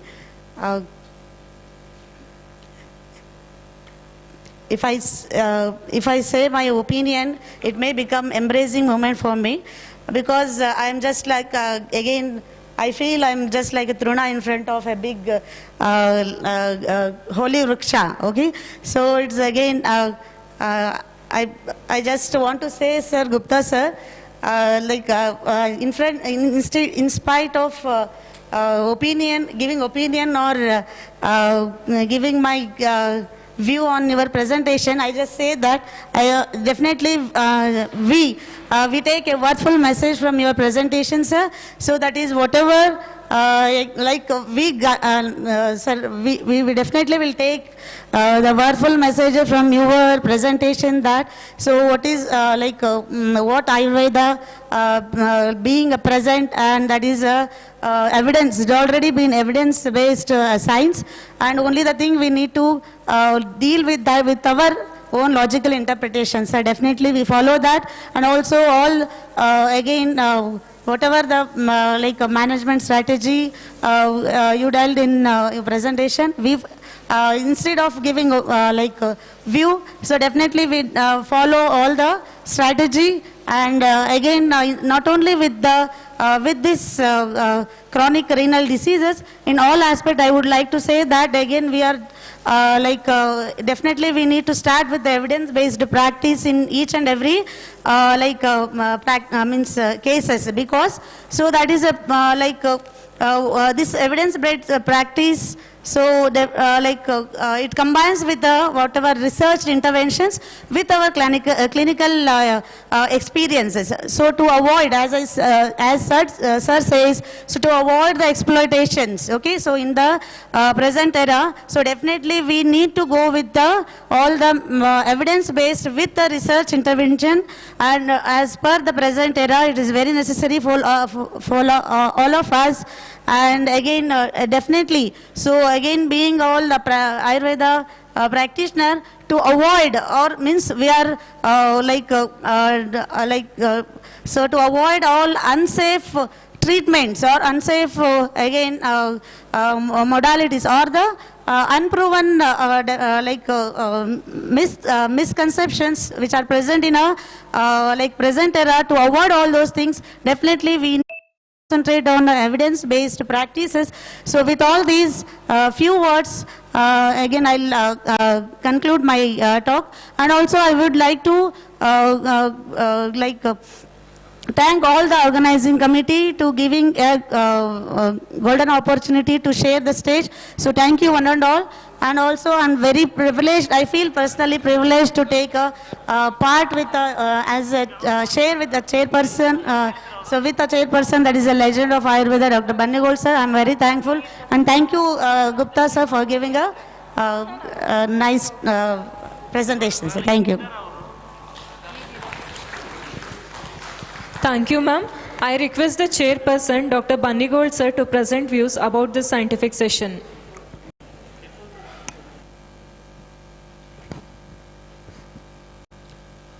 At the outset, I would like to say that I am privileged to be the chairperson to the deliberation given by Dr. S.N. Gupta sir.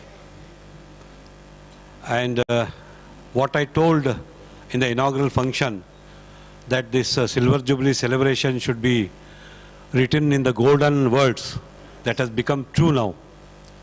The main theme of such zonal conferences and zonal CMEs was to propagate the knowledge of Ayurveda and bring motivation in the younger generation to follow the footsteps of Dr. S.N. Gupta sir.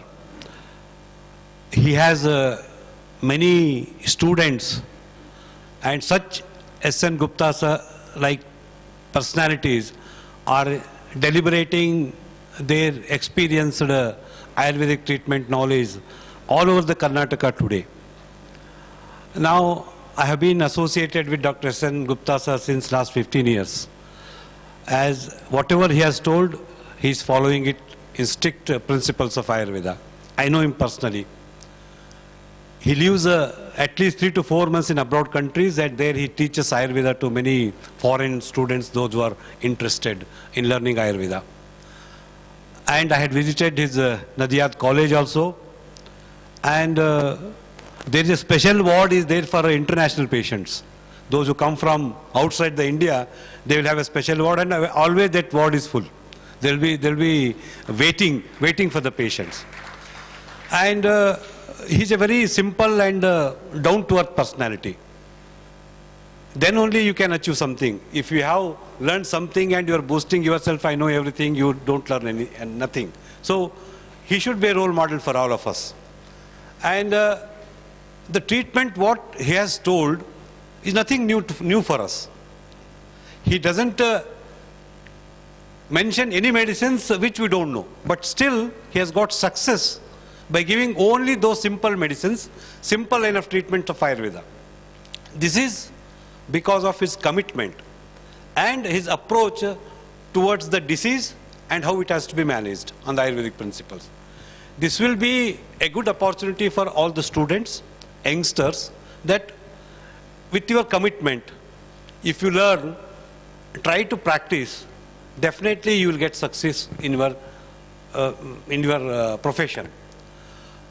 The idea of arranging such zonal national conferences, we were just like Kupa Mandokas. We were thinking that Ayurveda means just Kshara Sutra and introductory disorders, Panchakarma and Pakshagata, and some joint disorders, nothing more than that. Now, to overcome this, we have chosen 5 main entities. One is the renal disorders, one is the geriatric problems, one is the women and child health care, one is the cardiac problems, one is the gastrointestinal disorders, in all the 5 zones. So, there is a thirst of area. In every specialty of Ayurveda, we have got our own treatment modalities. Now, in this particular conference, that is a renal disorders, we have got the confidence that the simple symptom of urinary diseases like Mutradaha, that is the burning micturition, to very chronic renal diseases where dialysis or the kidney transplantation is needed, that can be managed to a certain extent by Ayurvedic principles of treatment. That much of confidence all the delegates will have in their future, and that is what the takeaway message from this Silver Jubilee celebrations of Rajiv Gandhi University. So I feel very proud that Dr. S.N. Gupta was here today, and you are all lucky that in spite of his very busy schedule, he was available for us. It is our greatest moment, and he will be inspiration to all the youngsters. Only thing that I request all the students, learners of Ayurveda, even of the faculty members, do have a committed Ayurvedic practice, then certainly the success will be your footsteps. And the main idea of such conferences is to give birth to many S.N. Gupta sirs in our country. With these few words, I conclude, and I extend my gratitude for the organizers for giving me this opportunity of sharing the dais with Dr. S.N. Gupta and chairing this wonderful session. Thank you, one and all.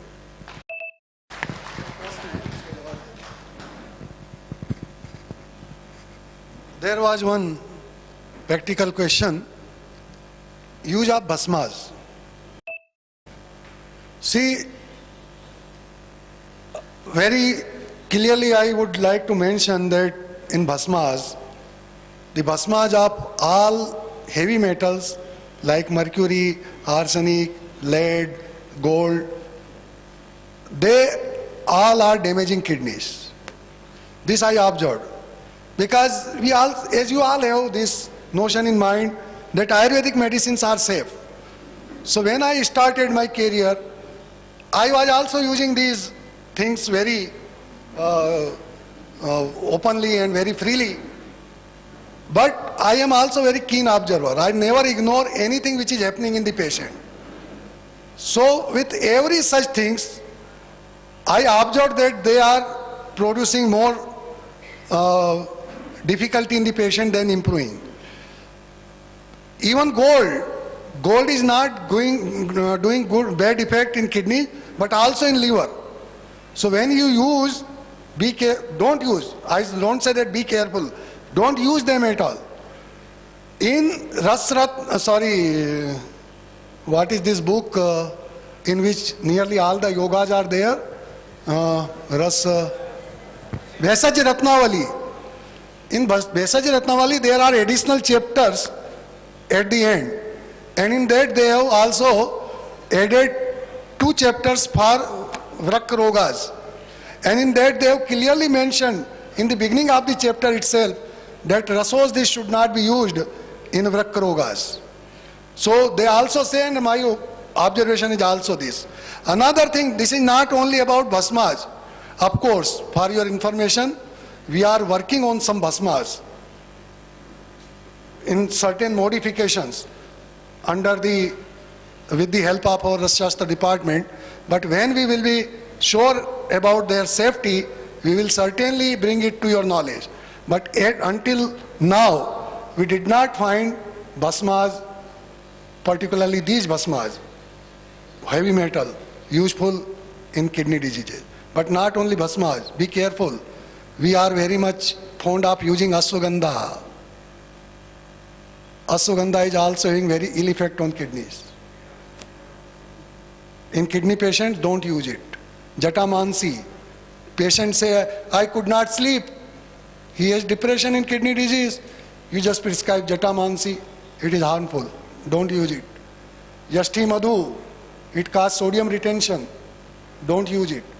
Nowadays, people think that aloe vera is panacea. Everything.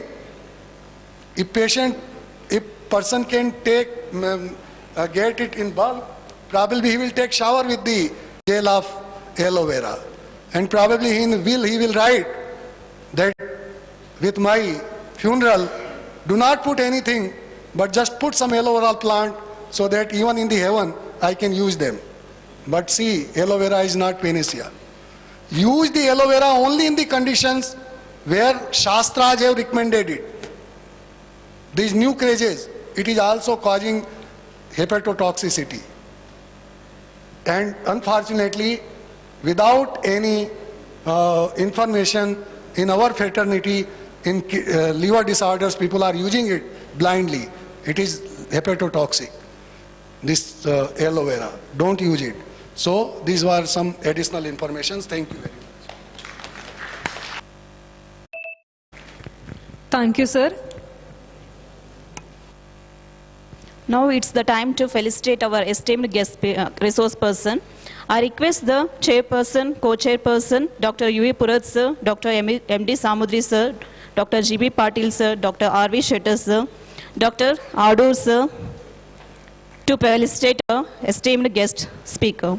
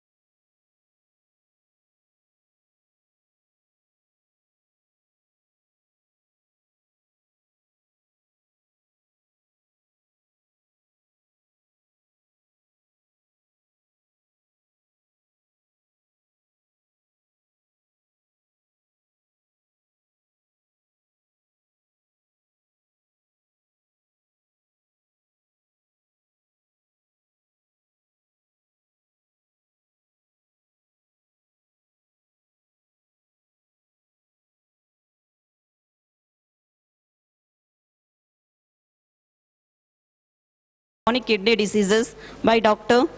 Sunil Inamdar, sir. I request Dr. Bellet, sir, Professor, Principal, Mahavir Jain Ayurveda Medical College, Gajendragada, to be the chairperson, and I call upon Dr. Sandeep Patil, sir, Associate Professor, Department of Panchakarma, to present bouquet to Dr. Bellet, sir.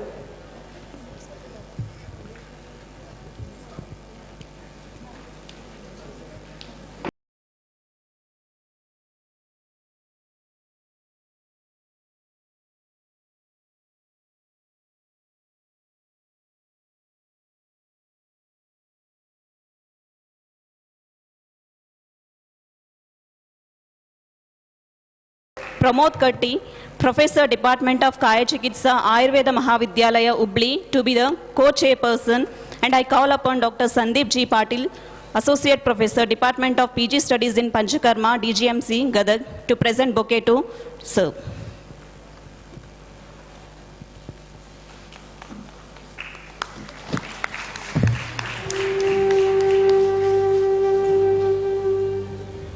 Thank you, sir. I request Dr. Sunil Inamdar, sir, to come over the stage, and I request Dr. Sandeep Patil, sir, to present bouquet to Dr. Sunil Inamdar, sir.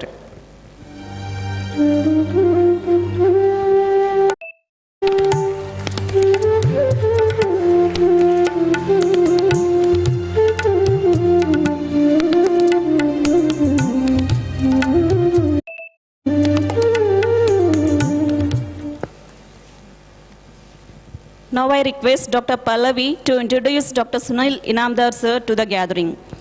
Dr. Sunil Inamdar, sir, completed his BAMS from Pune University in the year 1989. He is a rank holder in university in all the exams of BAMS. He completed MD in Rasashastra and Baishajya Kalpana in the year 1994 from Gujarat Ayurveda University, IPGT and RA, Jamnagar, with gold medal. Sir is presently working as Professor, Department of Rasashastra and Baishajya Kalpana at LKR Ayurvedic Medical College, Gadinglaj, Kolhapur, Maharashtra. Sir has teaching experience of 25 years in the field of Ayurveda. Sir has presented papers at various national and international conferences. Sir is resource person in various conferences. Sir was awarded with Vaidya Kadivale Panchakarma Puraskar Pune in the year 2008, and also AVP Award for Excellence in Ayurveda Physician received from Governor of Maharashtra by Dr. K. Shankar Narayanan in the year 2010. His area of interest are Ayurvedic urology, cancer, spine and joint disorders. I would like to hand over the session Dr. Sunil Inamdar, sir.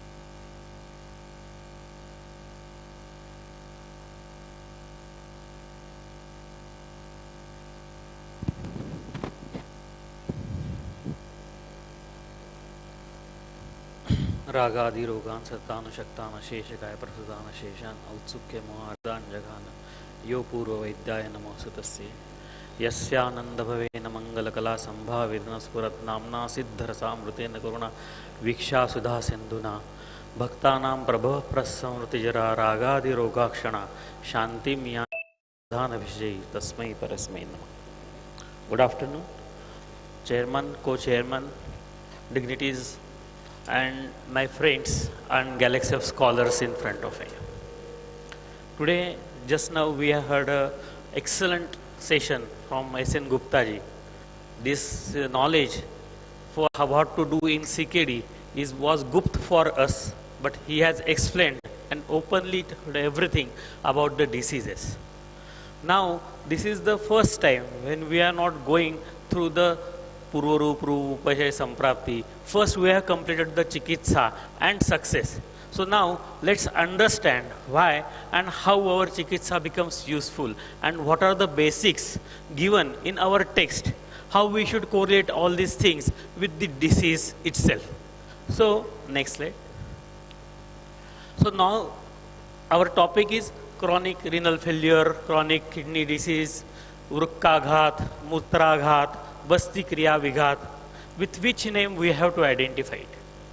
Actually, when we go on thinking this topic, then we come to know that actually this is not a vyadhi. This is a udarka or upadrav of all other symptoms.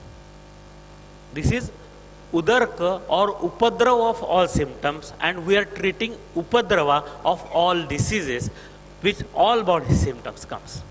So what we should call it as? According to Ayurveda, it is VrukkaAyu-2021, but Vrukkas are not specifically mentioned. Mutraghat, only the production of mutra is concerned with that, or expulsion of mutra is concerned regarding that. Basti Kriya Vighat, which term we should use? What is there is a name. Shakespeare has told, now mein kuch nahi hai, to hum aage dekhte hain. Next. So the name, chronic renal failure. So, just for understanding, keep only 4 things in mind. First, chronic renal failure means dying of nephrons. Number of nephrons is decreasing. Second, decline in GFR. Slowly, glomerular filtration rates decreases. Third thing, there is electrolyte imbalance or uremic stage in patients with some skin changes. Fourth thing, slowly all the body symptoms like bones and mineral disease system states appeared in this disease. So first, so this is a kidney disease. Only these 4 things we have to keep in mind. These are the things actually happens in our body. Now according to Ayurvedic perspective, how we can go ahead? Next one. In our text, if we go, we will follow only 2 terms, Mutrakritsha and Mutraghat. Next. So the word Mutraghat is composed of Mutra and Aghat. Here Mutra literally means urine and Aghat means killing or retention. So we can interpret that this is also killing of Mutrotpatti, or Mutrotpatti is also hampered in disease. So we are getting some symptoms of Mutrakritsha. So all glomerular nephropathies, interstitial tubular disease, they comes under Mutrakritsha. And that is the leading cause for chronic renal failure. Next one. Next one. We will not go in details of that. There are 2 types of normally renal dysfunction, acute renal failure and chronic renal failure. The treatment of both renal failure is totally different. Acute renal failure is reversible. You can again get things. There are some symptoms for that. And chronic renal failure is mostly irreversible or asadhya vyadhi or kashta sadhya vyadhi, you can say. Next one. So the definition of renal failure is slow and irreversible destruction of kidney function, which kidney is unable to maintain normal fluid balance. So what are the functions of the kidney? That all functions get disturbed in this disease. Next one. So why we have to work on this disease? Generally, if any acute thing comes, generally we refer those things to the modern sciences. And so yes, we are the chronic disease doctors. So this is a chronic condition, so we must become a doctor for this. So I think from this seminar there should be some kidney experts in future with this disease. Because as a chronic, it's our responsibility. How we can perform this responsibility, that we will see. Now every Happy New Year comes with so many patients. Dr. Gupta has given all the dialysis. In every city there are no more than 50 dialysis centers. Daily 3,000 to 600 dialysis happen. So what we can do for that? Next one. So does Ayurveda have definitive line of treatment? We are having some questions. Second, how the Ayurvedic system works in reversal of the renal function. If it works, how? Do Ayurvedic treatments is cost effective? What we are giving is effective and cost effective. Does it provide sure survival or not? Fourth, our most important thing, can it avoid transplant? This is the question of each and every patient. If doctor advises him transplant, definitely he rushes to Ayurvedic doctor, Ayurvedic physician, and he will ask, doctor, I don't want to go for a transplant. With Ayurvedic medicines, whether I will be cured or not. Whether you will get relief or not, that we can tell. But whether he is cured or not, that is to be think on it. Can it delay the frequency of dialysis, at least dialysis की frequency तो मेरी कम हो जाए, इतनी ही मेरी ख्वाहिश, इतनी ज़्यादा बार मुझे डायलिसिस नहीं करना है, तो मैं क्या कर सकता हूँ? That is also a question from the patient. Can it help to reduce the complication of dialysis? Dialysis itself has so many complications. Vascular, all diseases, mostly patient die of cardiac coronary artery disease. So all these complications with dialysis, they are now happening. And even with dialytic patient, there are so many complications. Can we avoid those complications with our treatment or not? Sir, I am going with dialysis and I want to take even though Ayurvedic treatment. With both treatment, whether I can avoid these complications or not. That is the questions of the patient. So when it comes to the physician, they always ask, yes doctor, you tell whether yes or no. If you say yes, I will take all the treatments. If you say no, then I am helpless. In text it is written that sanathan apyanathaman vicheshtamanaha asmakam manasi babhuva pida bhavati tasmat tesham prano rogopashamanartham atmanashcha pranayatrartham ayurvedam upadesha. Why we are giving Ayurveda? Because sanathan api anathaman vicheshtamanaha. In this disease, we see that all they are having brother, mother, sister, but they can't help in this disease. Even doctors also becomes helpless in such disease. So we have to understand it basically why and how it happens. Next one. Next one. So according to Ayurveda, Nidan, Mutra Dolaka Bhakshis, Trevanat, Mutra Nigraha, that are given the causes. But according to allopathy or other things, now the most important cause is diabetes. Diabetic nephropathy is first and foremost leading causes. Second cause is glomerular nephritis, chronic glomerular nephritis, like Mutra Krucha. All types of Mutra Krucha comes under glomerular nephritis. Third thing and most important thing is chronic tubular interstitial diseases. Fourth thing is ischemic nephropathy. And fifth and foremost is ADPKD, that is ideal dominant polycystic disease, which picture we have seen with Dr. Mahitas. So in our text, these things are mentioned, but in different pattern. In dietary manner, it has given. But the consequences of all these things turned into these disease symptoms. Next one. So the chronic nephropathy is generally cause Mutra Krucha, Mutraghat, Prameha, hypertension that causes recentry glomerular nephropathy, and that's why this disease generally happens. Next one. There are Sahaja Vikruti according to Ayurveda, polycystic or Alport syndrome, that is a hereditary nephritis with different. Then miscellaneous Mutraj Udavarta, Mutratita, Mutra Ukasada, Mutra Jathara, Basti Kundala, Ashtila Vruddhi. These are the associated causes for the Mutra Krucha Nidana. Next one. So Viruddha Ahara, Mutra Vegavadharan or Vega Vidharan, that is also one of the most important cause explained in the text. Next one. So Purvarup for CKD also, the Purvarupa, the Mutrido like that, Mutrakshay Bastito, the Alpa Mutrata, Mutrakshay, Mutrakrucham, Mutra Vaivarnyam. Next one. So Mutrakshay. So here you are going to see a disease which is having symptoms of each and every system of body. There are Rasa, Rakta, Maus, Med, Asthi, Majja, Shukra, all Kshaya Lakshanas. So this is Akshayaj, Vata, Pittaj, Kshayaj, Sannipata.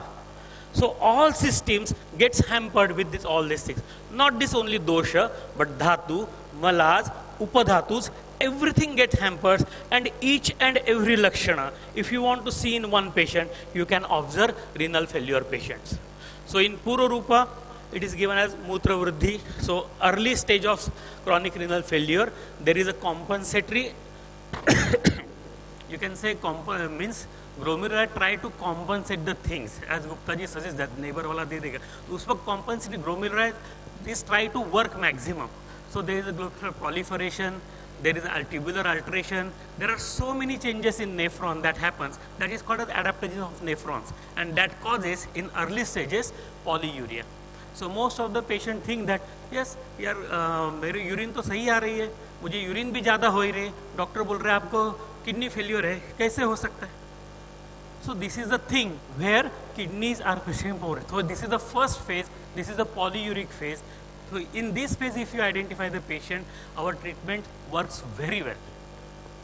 So मुहुर्मुह मूत्र प्रवृत्ति, अल्पमूत्र प्रवृत्ति, बस्थितो, these are all infective signs or mutraksha symptoms you can have in all these. And lastly, the patient comes in CKD stage, it's amutrata or alpamutrata. There are some patients we have seen, they don't have passed urine since last 5 years.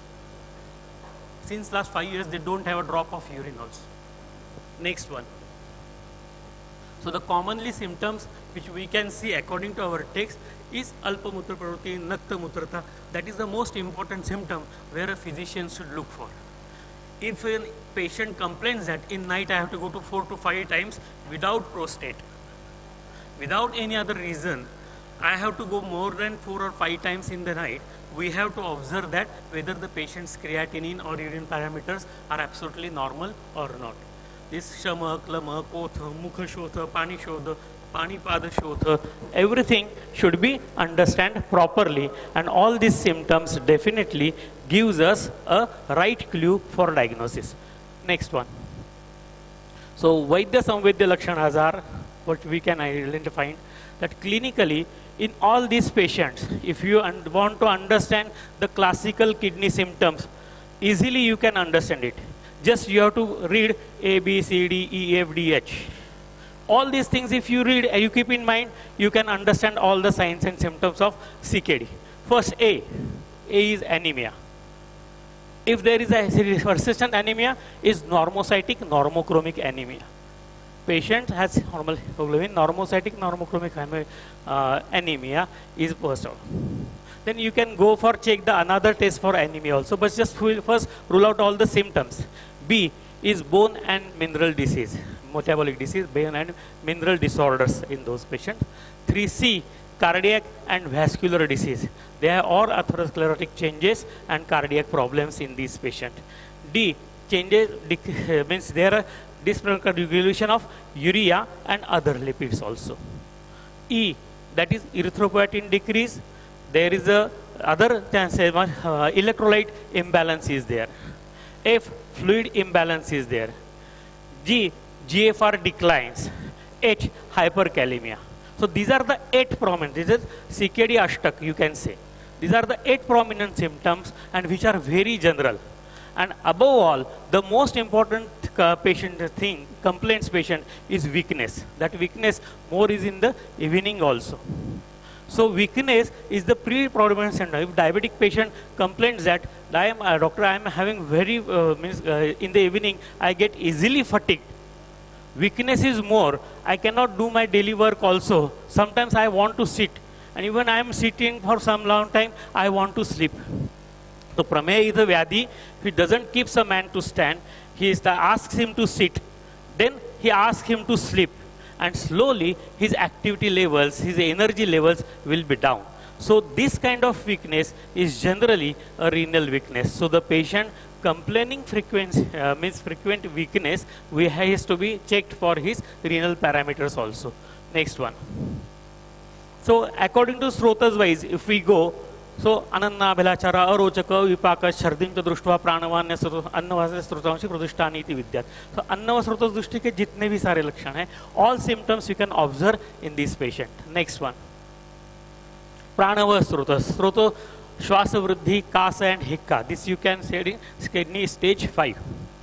Now you can see all these symptoms, but all these diseases are classified in different stages that will come in next slide. But this is an important symptom generally we find in a patient due to some specific changes, and general Schwarzkopf treatment is not going to help this patient at this stage. Generally, this is a respiratory acidosis condition. In these cases, we have to administer some different specific drugs for these patients. Next one.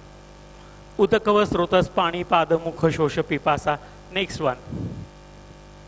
Rasava srotas Raseroksham Shamashosho Glani Shabda Sahishnota. So all these symptoms can be easily felt. If you have to search each and every strotas wise symptom. So you can see all these symptoms. Next. Raktamla Shishira Priti Sira Saithilya Rukshata. All symptoms we can observe in patient. Next. Mausodruta, so lepan karya bhava, lepanam is the mausas pratham karma. So weakness, then muscle cramps, myopathy, muscular irritability, all these symptoms you can easily find in this patient. Next, Medovasruta, so Medakshay, Aganga Mardava Hani, so Mardav is reduced. So the patient's skin you can feel as xerosis. There is a completely dry skin on the patient's hand. If you just feel, you can have the khara, kina, shava, ruksha, Kharasparsha also, it is there. Such a xerosis is due to the Medakshaya only. As kidneys, Kapha Meda Prasadat VrukkaAyu. Kapha and Meda Prasad. So all Kapha and Meda Lakshanas, Rakta Meda Prasad Lakshanas are, so Alpasveda Hastuposhana, Alpasveda Nirmiti, Asvedana, all these Lakshanas you can easily find in this patient. Next one. Astiyosudha Dharan Karyasya Abhavaha. Majja Poshana Abhava, you can see all both disorders also in these patients. Then Lomanashaha, Nakha Vikrutya, Upadhatusya api Hani api atra dushyate. Next. Majjava Srutas, Alpa Sneha, Alpa Bala, Alpa Shukrata, these lakshan we can find. Next one. Next one. All Majjava Srutas symptoms like you can see uremic encephalopathy in later stages also. In Shukrava Srutas, there are some patients, they generally young 25 years patient, just doctor, I don't have proper erection. When we checked her blood reports, his creatinine was 8. No any other symptom was there. So sometimes infertility is a cause, means CKD is a cause for infertility. You have to check these things also in some patients. Next. Artha versus Anartha, amenorrhea, infertility. Next. Upadhatus, Artava, Stanya, Sira, Kandara, Vasa, all these social lakshanas you will be happen. The Vruddhi lakshanas you will not happen in this disease. All Kshaya lakshanas generally you can happen. Ojakshaya, Bibheti, Durbalo Bhikshanam, Dhyayati Vyatidandreya, Bichchayo Durmanastasya, Bhavet Kshamasya Tatshe. Ojakshaya, all symptoms of Ojakshaya you can clinically observe in this patient. Next one. Purishava Sruta Sashabda. In uremic colitis, in later stages, you can have this Purishava Sruta Dushti also. Next one. In Mutrava Srutas, Atisrushta Atibadda in initial stage and later stage, Alpa or Atyalpa Mutra Pravrutti is affirmed. Next. Svedava Sruta, Asvedana, Parushya, Paridaha, Low Maharsha. All classical lakshanas given in text, you can observe in this patient. Next one. Monovasrutas Lakshana, Di Dhruti Smriti Vibhrama, Ati Chinta, Ati Vichar, that is also observed in this patient. So whatever symptoms we read in the book, we can classically seen in all these CKD patients. Next one. So Upashaya and Anupashaya is also mentioned. Sir also given some specific drugs. Initially gives good Upashaya, but in later stages it becomes very difficult. When it becomes difficult and when it gives good Upashaya, that comes on the grading of the disease. Next one. Next one. So according to Ayurveda, what is its samprapti? Next one. So we can see that prayasha mutra ghatanam vayureha prayasha karanam bodhavyam. So increase vata prakopa ahar vihar, that viguna apana ruksha guna pradhana vata, then alpa mutra pravrutti sthana associated doshas, mutra marga padipidana, there's a glomerular padipidana happens, mutrotpatti vibandha srotorodha and alpa mutra nivrutti. So according to our text and our concept, these are the things, or these are the pathophysiological things which happens in the glomeruli. Next one. So investigations. According to our test, all our investigations are clinical symptoms. So all these clinical symptoms we can see. But in blood tests, generally routinely when the patient comes, so you see all the urological patients and urological cases are totally dependent on laboratory. Other systems are little bit not that much dependent on lab investigations, but urological disorders all are dependent on mostly the investigations. So the lab investigations, that is your blood investigations, then histopathological investigations, then radiological investigations, then radioisotope and scan investigations. So for this disease, we in early stages, if we want to identify, and if early diagnosis is there, then the cure is possible. It gets in advanced stage, definitely disease means cure is not possible. So we have to understand these investigations. So previously with Jnanachakshu, everything was seen. Now we are seeing it with the Jnanachakshu, not with Jnanachakshu. We are these with microchakshu. That is, through microscope we can observe the things. And there we can see in urine, first and foremost thing where you can identify CKD is protein urea. Very simple finding. So just microalbumin urea, protein urea is the most important and significant factor where you can easily identify the start of this disease. So any diabetic patient, you should check its urine, its albumin quantitatively and what is its then in blood urea, creatinine, serum electrolytes, serum calcium, serum phosphorus. Those are all the things, they're abnormal findings. According to the disease stage, it changes. Then you can X-ray, stones and other things you can find out. In histopathology, you can find out what kind of changes are happen in nephron. Whether it is a tubulointerstitial disease or whether it is a glomerular disease, that we diagnose. The exact diagnosis or precise diagnosis is possible with histopathological findings. And what we had heard about the glomerular GFR, that is glomerular filtration rate. That is also easily can be possible with the DTPA renal scan. Generally, for our patients from 1998, we are doing DTPA renal scan of each patient in early phases. Later phases, it is not feasible, but in early phases, when the creatinine is 1.2 to 1.8, we can go for DTPA renal scan where we can find out the exact functional evaluation of nephron, how much nephron is working. And according to that nephron's functioning, how much ml is excretes per minute or per hour, and accordingly the disease stage has been defined in next phases. So it is more important, we should not look only for the clinical symptoms, not from the clinical judgment, not only on the patient symptoms we should rely, but we should also find some helps from these modern investigations so that that will help us to diagnose the exact stage of the CKD of the patient. Next one. In sonography is most important. Whenever you suspect anything, you should always ask for sonography. Because in early phases, the kidney is little bit swollen. Then the kidney slowly gets contracted. And contracted and small kidney, when it happens, it is a main hallmark of CKD.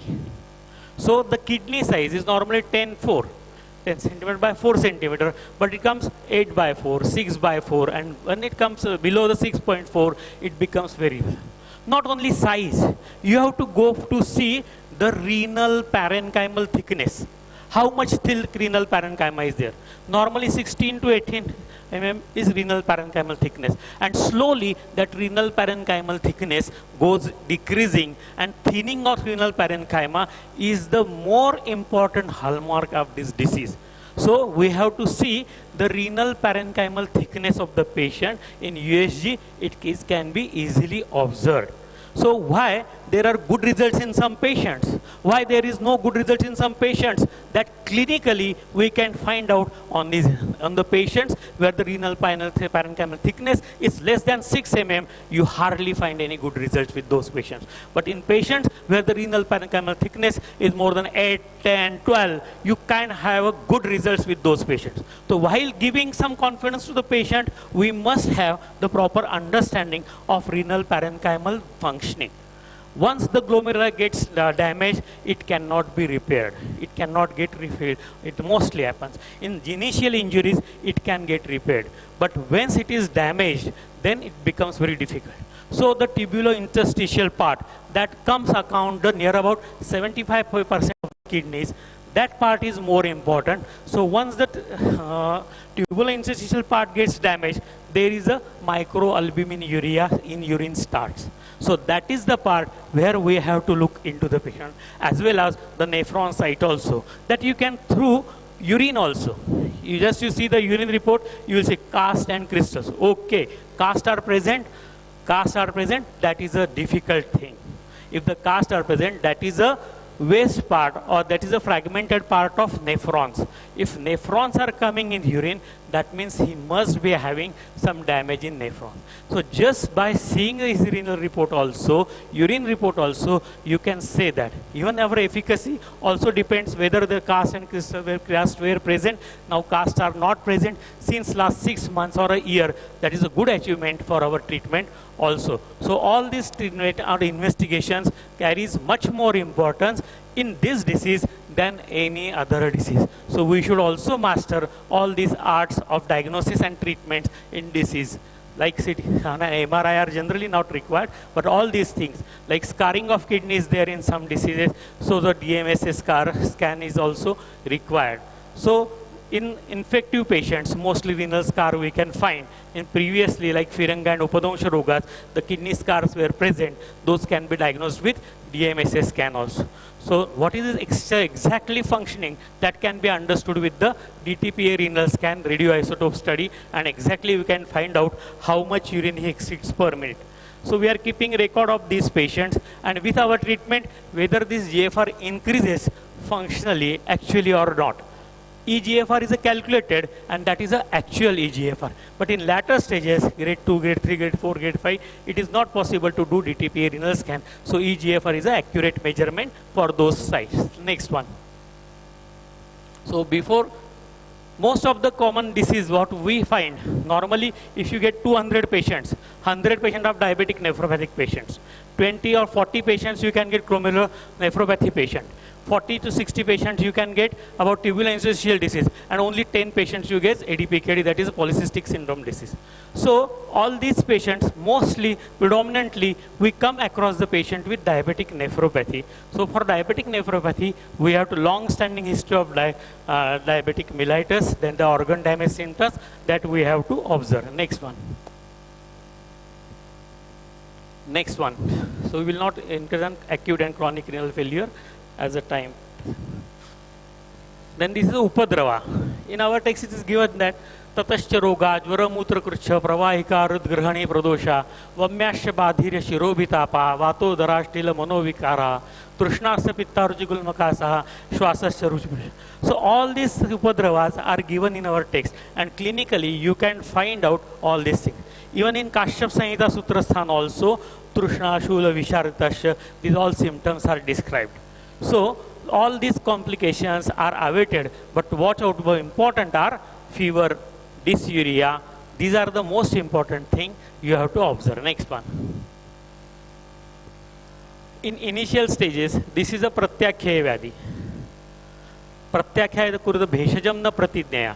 Yes, I will cure the disease. That should not be our aim. Okay, we will try and we will see what happens, how your body reacts with the medicine, and accordingly we can have the results. Next one. So the clinical stages. Next one. So this is the most important part of this. That's why we rushed a little bit from physiological things. So it is important for the gradation of CKD. So there are, according to now, there are 5 stages. So 5th stage of renal CKD is glomerular filtration rate less than 15 ml per minute.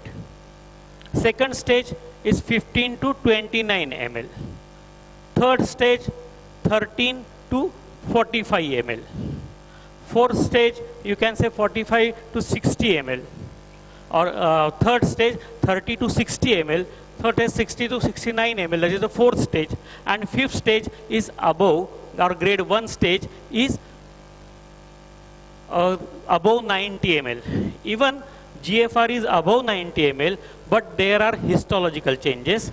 There are some pathological changes. There are, you can see some blood or urinary abnormalities are there in patient. Even he can grade it as a grade 1. You go for sonography, you will find that bilateral renal parenchymal disease. That are the words are there. So the parenchyma is little bit hazy.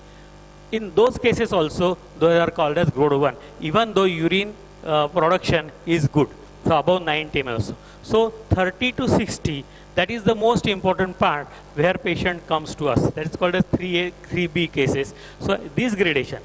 So normally up to 40, our GFR is absolutely perfect. It doesn't get hampered. But after 40, the normal deterioration rate of GFR is 0.8 ml per year. Is 0.8 ml. In every patient, it reduces 0.8 ml per year. But if this disease happens, like in diabetic nephropathy, this rate is hampering 8 to 10 ml per year. So a diabetic nephropathy patient comes to you, he is in grade 5, having these stages, his life will be 2 years or 3 years. So you can exactly, by knowing the GFR and how it declines, if you know and read, go through the text properly, you can exactly classify the patient grade 1, grade 2, grade 3, grade 4 and grade 5, and those classification is most important. So according to the GFR as well as albumin creatinine ratio, that is A1, A2 and A3.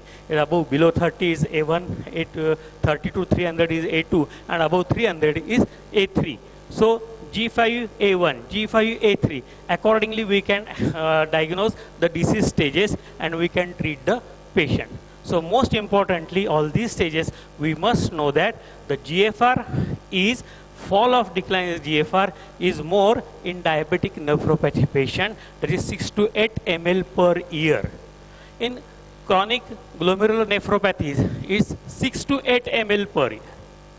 In ischemic nephropathy is 4 to 6 ml.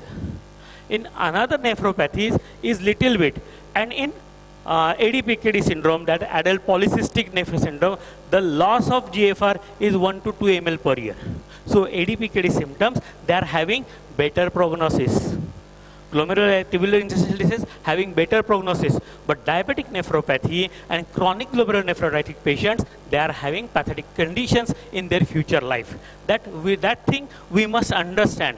Accordingly, if we understand the disease, definitely we can assure the patients with our results, and which treatment should be advocated to which patient, that depends upon the stages of these patients.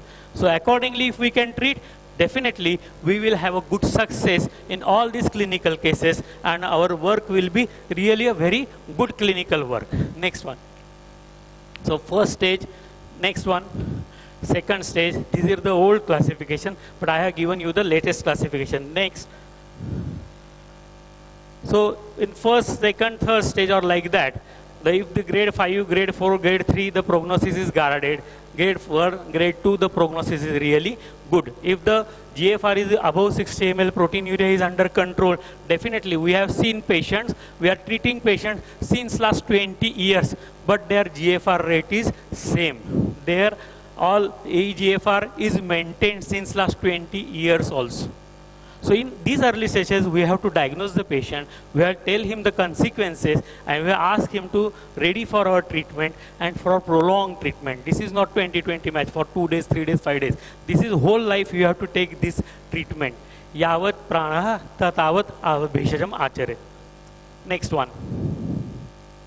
So the general principles, according to the modern parameters, generally what we happen, there's a creatinine up to 1 ml to 6 ml. This is the first stage.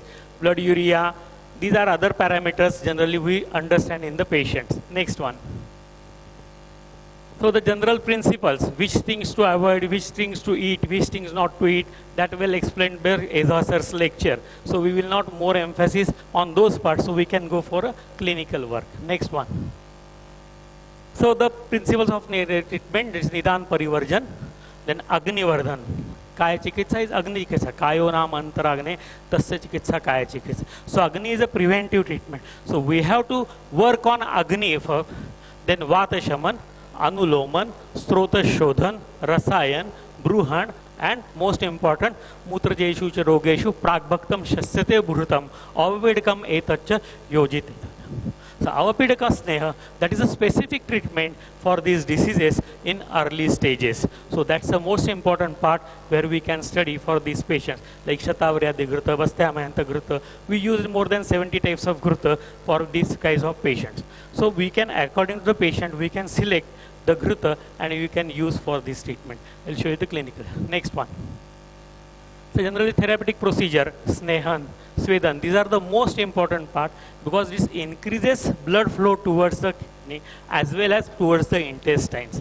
Niruha, Vinmutra Puttasha Mutranga Sangi. So Niruha Vasti is among the one of the most important treatment, but in early stages, Laghu virechan also works well. Next. So commonly drugs which used as a single drug, you can see Shuddha Gugul, Punarrama, Gokshur, Kokilakshak, Shatavari, even Yashtimodin is also prescribed in text. Shilajatu, Praval Pishti, specifically in ischemic nephropathy, where the Vatarakta predominance is more, there we can use Yashtimadhu also. And in early stages, as we are monitoring the sodium levels of the patient, that can be also well maintained if its dose is properly administered. Mauktik Bhasma, Vaikranta Bhasma. As I am from Raschastra, I slightly differ with Guru Arjay. Sorry, sir, for that. But we use some kind of Bhasmas in these cases also. I will let you know. Next one. Combined drugs like Truna Panchamul, Dashamul, Virtarvadigan, Varanadigan, Patoladigan, Vidaryadigan, Aragvadadigan. These are also the ganas which are generally we used in our practice. Next one.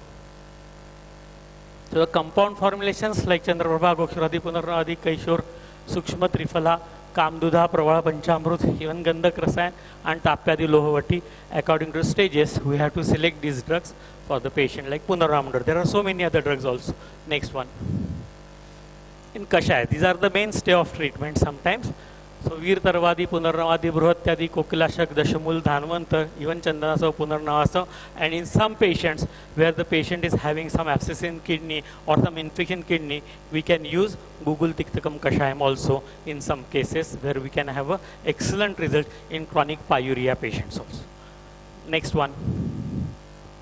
So Anupan, according to test, Dadhimandaha, Sarastroto Vishodanaha, Mastu, Takra, Ushnodak, Godugda, these are all should be used in early stages. In stage 5, where the all liquids should be counted in urine output. Urine output plus 200 ml, that should be the intake of our patient.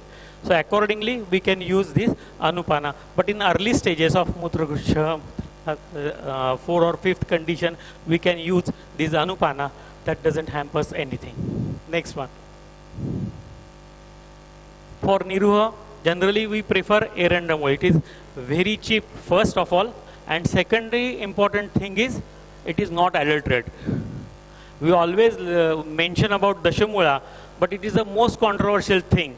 What we get in our clinic as a Dashamula, whether it contains Dasha or whether it contains how much, that exactly we don't know. And whether they are Mula or not, that is also some consideration.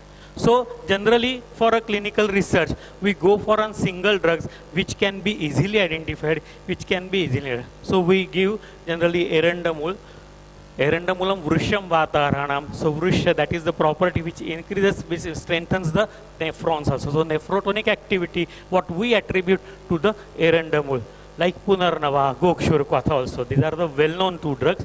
Then Shatavari also you can use, Drasnadi, then according to Charak, the Mustadi Yapan Basti and Shatavaryadi Yapan Basti.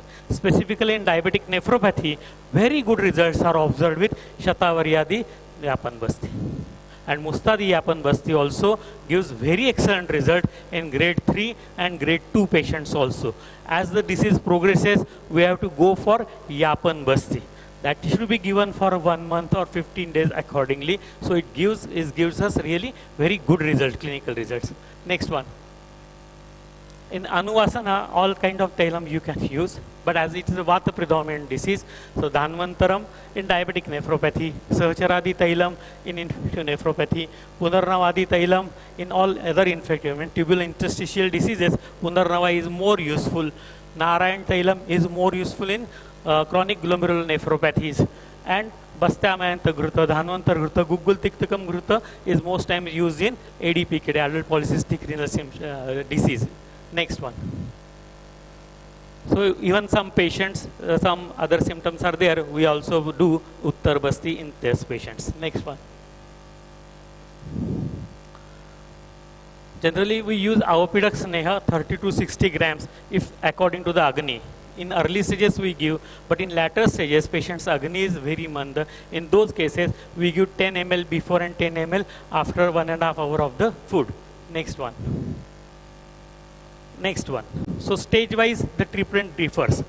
According to the stage and type, we generally don't do the same treatment for same patient, because Charak has advised us as Purusham Purusham Viksha Sadneyo Bhishaguttava. Charak Sutrastan, first chapter, 123rd shloka. It is given Purusham Purusham Viksha. So every patient, there should be a tailor-made treatment for that patient, because his all clinical changes, clinical parameters are totally different. So accordingly, if it is due to Mutrakucha, these are the line of treatment in our clinic. Generally, we follow. These are the kalpas, these are the kashayas, these are the churnas, which are very and really helpful. So in these cases, generally, we get very good results. If the patients are Mutrakucha, so chronic glomerular nephropathy patient, generally we get good results. And generally, if these patients are generally hypertensive, but if we don't treat it properly, these are the patients which goes in worst stage. Very fast deterioration of these cases can happen. So we have to be very vigilant regarding treating these patients. Next one. Even if Mutrakucha these patients, we are using Shadgun Balijar Sandir, Mauktik Vasma, Praval Vasma also. In some cases, Suvarna Malini Vasant also we have used. That's Anupanartha, all this. Next one. Rasnadi Nirobasti, these are the Shodhan Chikitsa and Shaman Chikitsa. Accordingly, we have done. This is the Shodhan Chikitsa, generally used for Anuvasan Vasti in Mutrakucha, like Varanadi Gruta, Gukul Tikta Gruta, Mahatikta Gruta, that we have given more. Next one. So, in all these patients, generally we go, generally what we find in albumin decreases, RBCs disappears, WBCs goes out, renal cast and urinary creatinine also comes down. If it is up to 1.4, 1.5, 1.6, 1.2 or 2.2, 2.4, that also comes normal to 1.2 or 1.3 cases. But if it is 6, it doesn't comes to 4. It doesn't comes to 4. But in early stages or early infective stages, even it can come to the normal stages also. Next one. So this is the most important part of our treatment. So everybody should focus on this part, because we are getting more and more diabetic patients for our treatment. So next one. So diabetic nephropathy is classically defined in different stages before going to renal failure. First is hyperfiltration phase, then silent phase, microalbuminuria phase, then microalbumin, and last stage is ESRD. So according to every stage, there are changes in albumin production. And according to the albumin level, we have to treat our patient. And diabetic symptoms is Bala, Dushadesha, Balakala, these parameters as well as albumin. Next one. Next one. So diabetes history is standing more than 10 years, normal or enlarged kidney. But in diabetic nephropathy, generally, we see the kidney size is really good. We don't see the renal parenchymal changes very easily as the kidneys are swollen. So there we get some kidney diffusers. It gets swollen. That's why its parenchymal changes cannot be easily rolled on kidneys. Sometimes kidney looks normal, but after 2 dialysis, its size comes above to 6. First it is 10/4, but after 2 dialysis, it comes to 6 or 2. So initially, if it is a diabetic patient, kidney size is normal. With albuminuria and other test and creatinine parameters, we have to judge the patient not only on kidney size. Next one. So the microalbuminuria, there are multiple things we have to observe. If patient is having microalbuminuria, most probably he has to send to the ophthalmologist, because he may be having microvascular changes in the retina also. So retinopathy and nephropathy, those things generally happen. So the patient is having retinopathy, he should be screened for microalbuminuria. So he is the next probable case for CKD that we have to think into our mind. And at that stage, if we treat the patients, definitely we will get cure for these patients. So we have to screen for eye disease, we have to screen for heart disease, we will optimize the BP, then the other fluid loads that we have to observe. Next one. A typical proteinuria. In these cases, we have to go for renal biopsy also. Next one. Next one. So according to our Kruchre Vatata Ilaktam Adhonabhe Samiraje Susnigdam Svedetangam Pilu Sekava Gahane. Atra Pinda Seka Svedaha is indicated. So most of the patients, generally we do Tailadhara, Shashtishali, Basti and Shirodhara. These 4 treatments all together given to the patient gives very good reports to the patient. So it's clinical, all the symptoms on the screen, fluid, electrolyte imbalance, that gets well treated with all these treatments. So this source is more important. Next one. In Prameha, in complication, it is given that Mutra Graha Rujaksharma Kshayas Dhyatu Apatarpanat. Due to Ati Apatarpana in Prameha, Mutra Graha, that is the complication given by Charak also, that they were knowing that diabetic nephropathy is going to happen. Toto Anubandha Shartham, Tasya Anubandha, Tathacha Tasya Rakshartham Api Shamanani Prayojit. So we have to give more shaman drugs in those patients. So these are the list of the drugs generally which we use.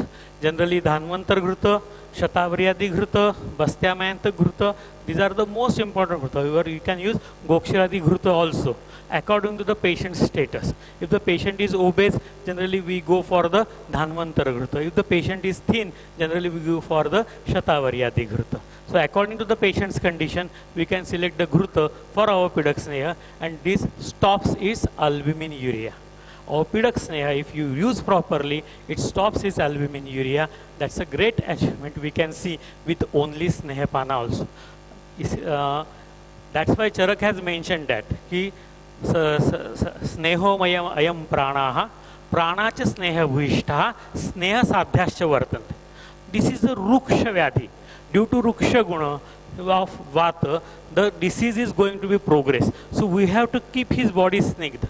Even in dialytic patient also, body weight slowly decreases. Patient life is directly proportional to his bank balance and dry weight. How much money he can expend first, and his body weight. If dry body weight is good, if he can maintain his weight good, he can sustain all other treatments also. So we have to maintain his weight, and for that, generally for diabetic patients, we cannot give too much carbohydrates. But most important thing you find that, why we call it as a upadrava? Up to the loss of 50% of nephrons, we can go for disease-oriented treatment. But after 50% loss of nephrons are damaged, then there is no need of disease-wise treatment. So in grade 5th, grade 4th, like in disease-wise treatment, what Dr. Gupta has given as a special treatment that works to reduce the effects of the complications. And these complications generally well tolerated with or well controlled with the use of our Pidaxneha. Next one. So in these patients, diabetic patients, generally we prefer Yapan Basti. So whenever the urine albumin is more than 300, generally we go for Yapan Basti, that is Mustadi, Shatavriyadi and Baladi Yapan Basti, as indicated in Charak, that those generally we result. So that decreases albumin, blood urea, serum creatinine level remains constant, and it you can do within the time span of 15 days also, you can observe the results. We give 15 days treatment to the patient, then after every month we check the reports. Again if albuminuria starts, again every 3 months we go for the 15 days Yapan Basti procedures or 7 days Yapan Basti procedures. In some patients where the persistent albuminuria is there, in those cases generally every week we give 3 Yapan Bastis to those patients for every month. So that is also going to be help. So this is what we can pulse therapy. Every month with specific duration, he has to perform this Yapan Basti. It will definitely yield us good results and good control over the symptoms, and patient's quality life can be enhanced very easily. Next one. Next one. In later stages of diabetic patients, as the renal parameter increase, kidney cannot process the renal transit time also decreases. So insulin more time remains in the blood. So the patient's level reports come to normal. So most of the times in diabetic patient, we comes that, doctor, I eat everything, but even though my sugar levels are very normal, my HbA1c is decreased. Now it is 6. Previously it was 9 and 10. So this is an alarming sign for us. Because as insulin is not going through the body, through the kidneys, it is not get filtrated. Definitely these things should be monitored. Basically, in all these patients, generally we should understand the things very properly, that his specific needs for the drug, we should not be altered very frequently. metformin, all other oral drugs are generally, they are more like glycamide drug. That is a nephrotoxic known drug. So there are some specific DPP-4 drugs which should be used for diabetic patients. That details we can go with the consultation. Next one. Sometimes there are patients whose uric acid means creatinine is 10. Only uric acid is increased. In such patient, due to uric acid, renal tubules are blocked. Such patients are 100% reversible. As uric acid dissolves, with the Basti of the treatment, there are some patients whose creatinine were 10, and after the treatment, their creatinine becomes normal to 1.2, and now they don't have this. So in uremic patients, means patients who are having more uric acid, in these patients, generally, these diseases are reversible. So there we can have a good results. But excluding these cases, other cases are more vulnerable. Next one. In polycystic disease, that is a good case. Generally, these patients come to in later stage of 30, 44 decade of life, they come to us. And these patients are really good patients. In these patients, by seeing urology, means sonography reports, sometimes we get afraid. Okay, kidney size is 20, 20 by 6, 20 by 7, like that. Huge kidneys you can see.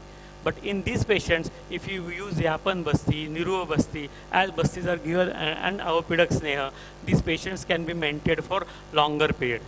Because these are the good cases for Ayurveda, because in these cases, generally the glomerular filtration rate, hampering rate is very low. That is 1 to 2 ml per year.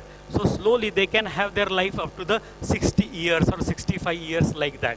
So these patients can be well treated with Ayurvedic treatment. So for these patients, definitely our institute can have some workup for all these different kind of stages. And accordingly, if we can do, we will have a good institutional data like Oza sir. Really very impressive work he has done. Next one. In polycystic disease, we have some good results in these patients. Next one.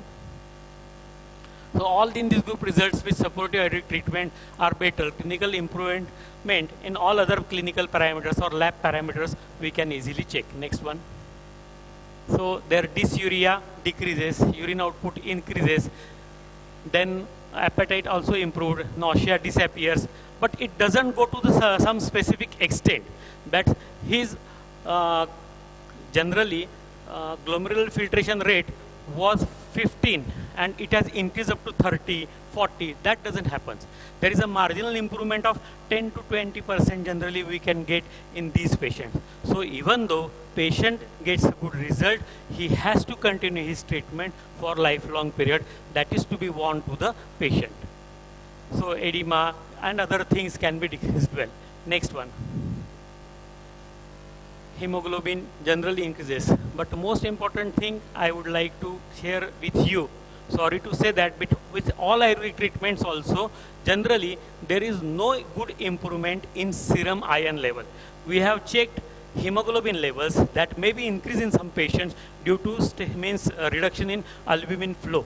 But in all these patients, serum iron levels generally tends to be very low. So that is to be checked in the patient whether his anemia is due to iron deficiency or severe chronic disease, or sometimes what happens due to this disease there is a consistently hyperparathyroidism levels are the low calcium levels stimulates parathyroid, so PTH hormone increases, and due to that there is a fibrosis of bone marrow. And due to fibrosis of bone marrow, there is a very low production of AP. That's why in these patients, generally at 5th stage, we have to give repeated transfusions, or we have to give serum monocoque injections, or IV iron is preferable in last stages for these patients. With all our Kanta Loha Bhasma, Mandur Loha Bhasma, Mandur, and Tapyadi Loha, so many, like more than 34 preparations we have tried. But with these medicines, using for 120 days continuously also, we didn't observe any clinical significance, means more than 20% rise in the serum iron level. So the marginal serum iron level is increased in such patients where reticulocyte you have to count, you have to check. If the reticulocyte count is good, that means bone marrow is working properly. In such cases, we can have some good results, but where the bone marrow hampers due to hyperparathyroidism and low calcium levels cases, we have to be very cautious.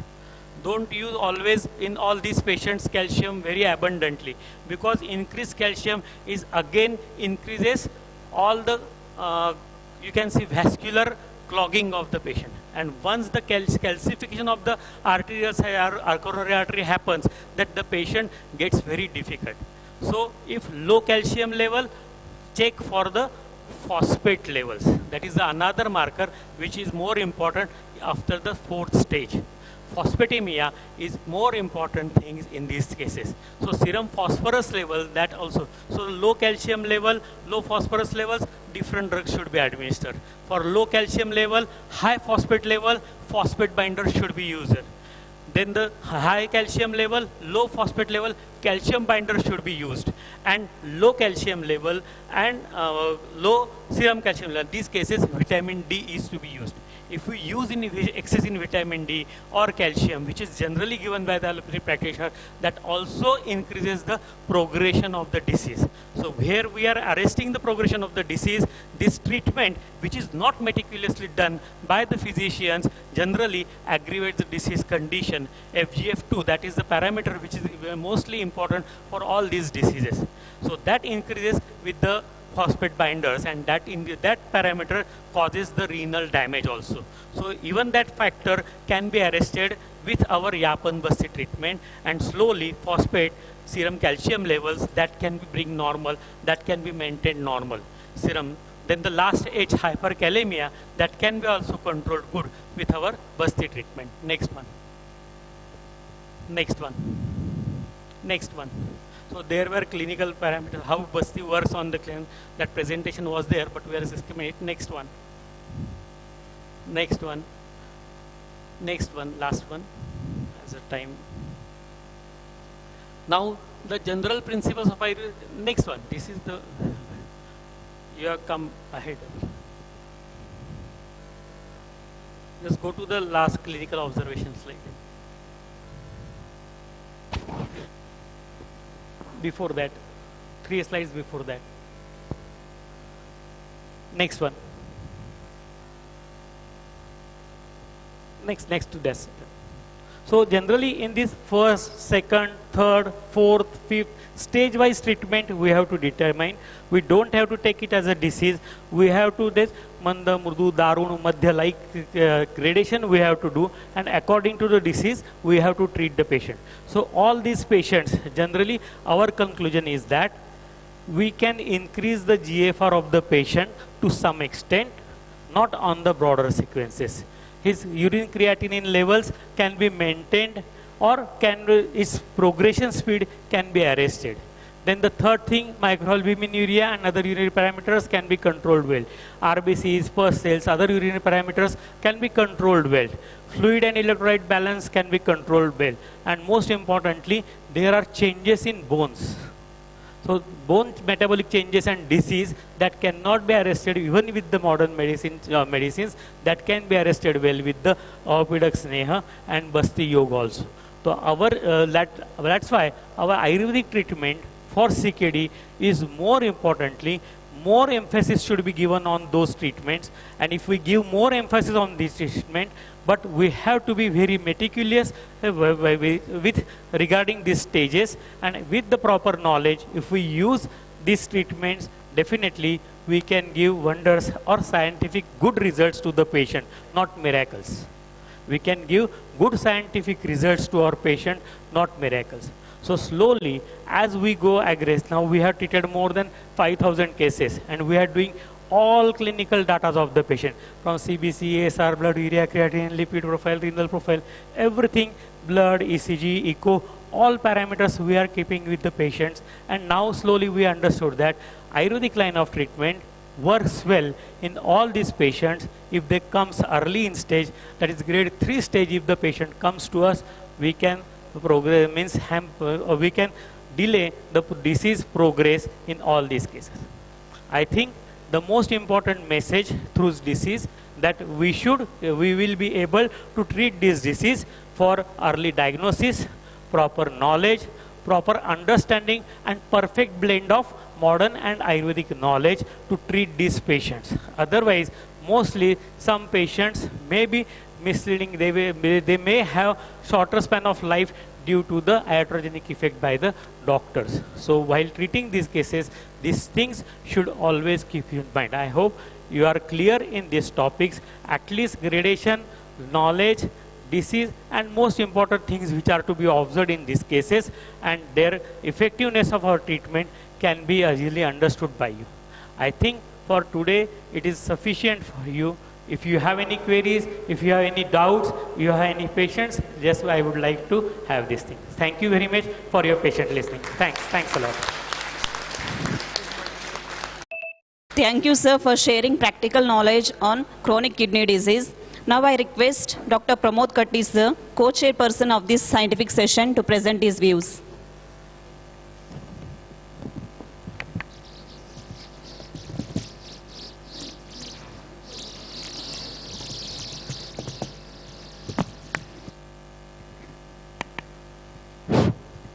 Respected my teachers, my colleagues, students, and respected chairperson.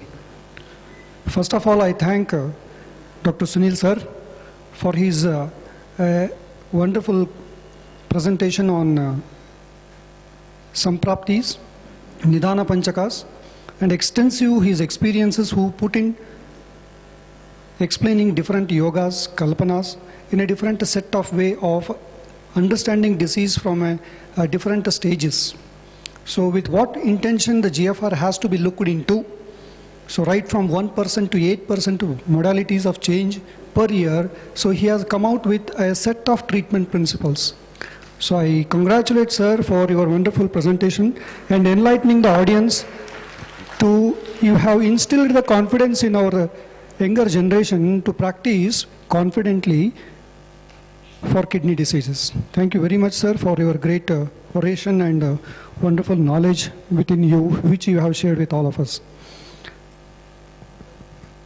Few points I would like to add on to sir's, but I am not a person to add on to sir's knowledge, but the things. So hyperfiltration mutra atipravarti with all prameha features, where the patient is in a pre-diabetic stage, KIM1 is increased. Kidney injury molecule, which you can identify in the very, very earliest phase of Sanchaya, you can call Prakopa, or you can call it as a Sthana Samshraya.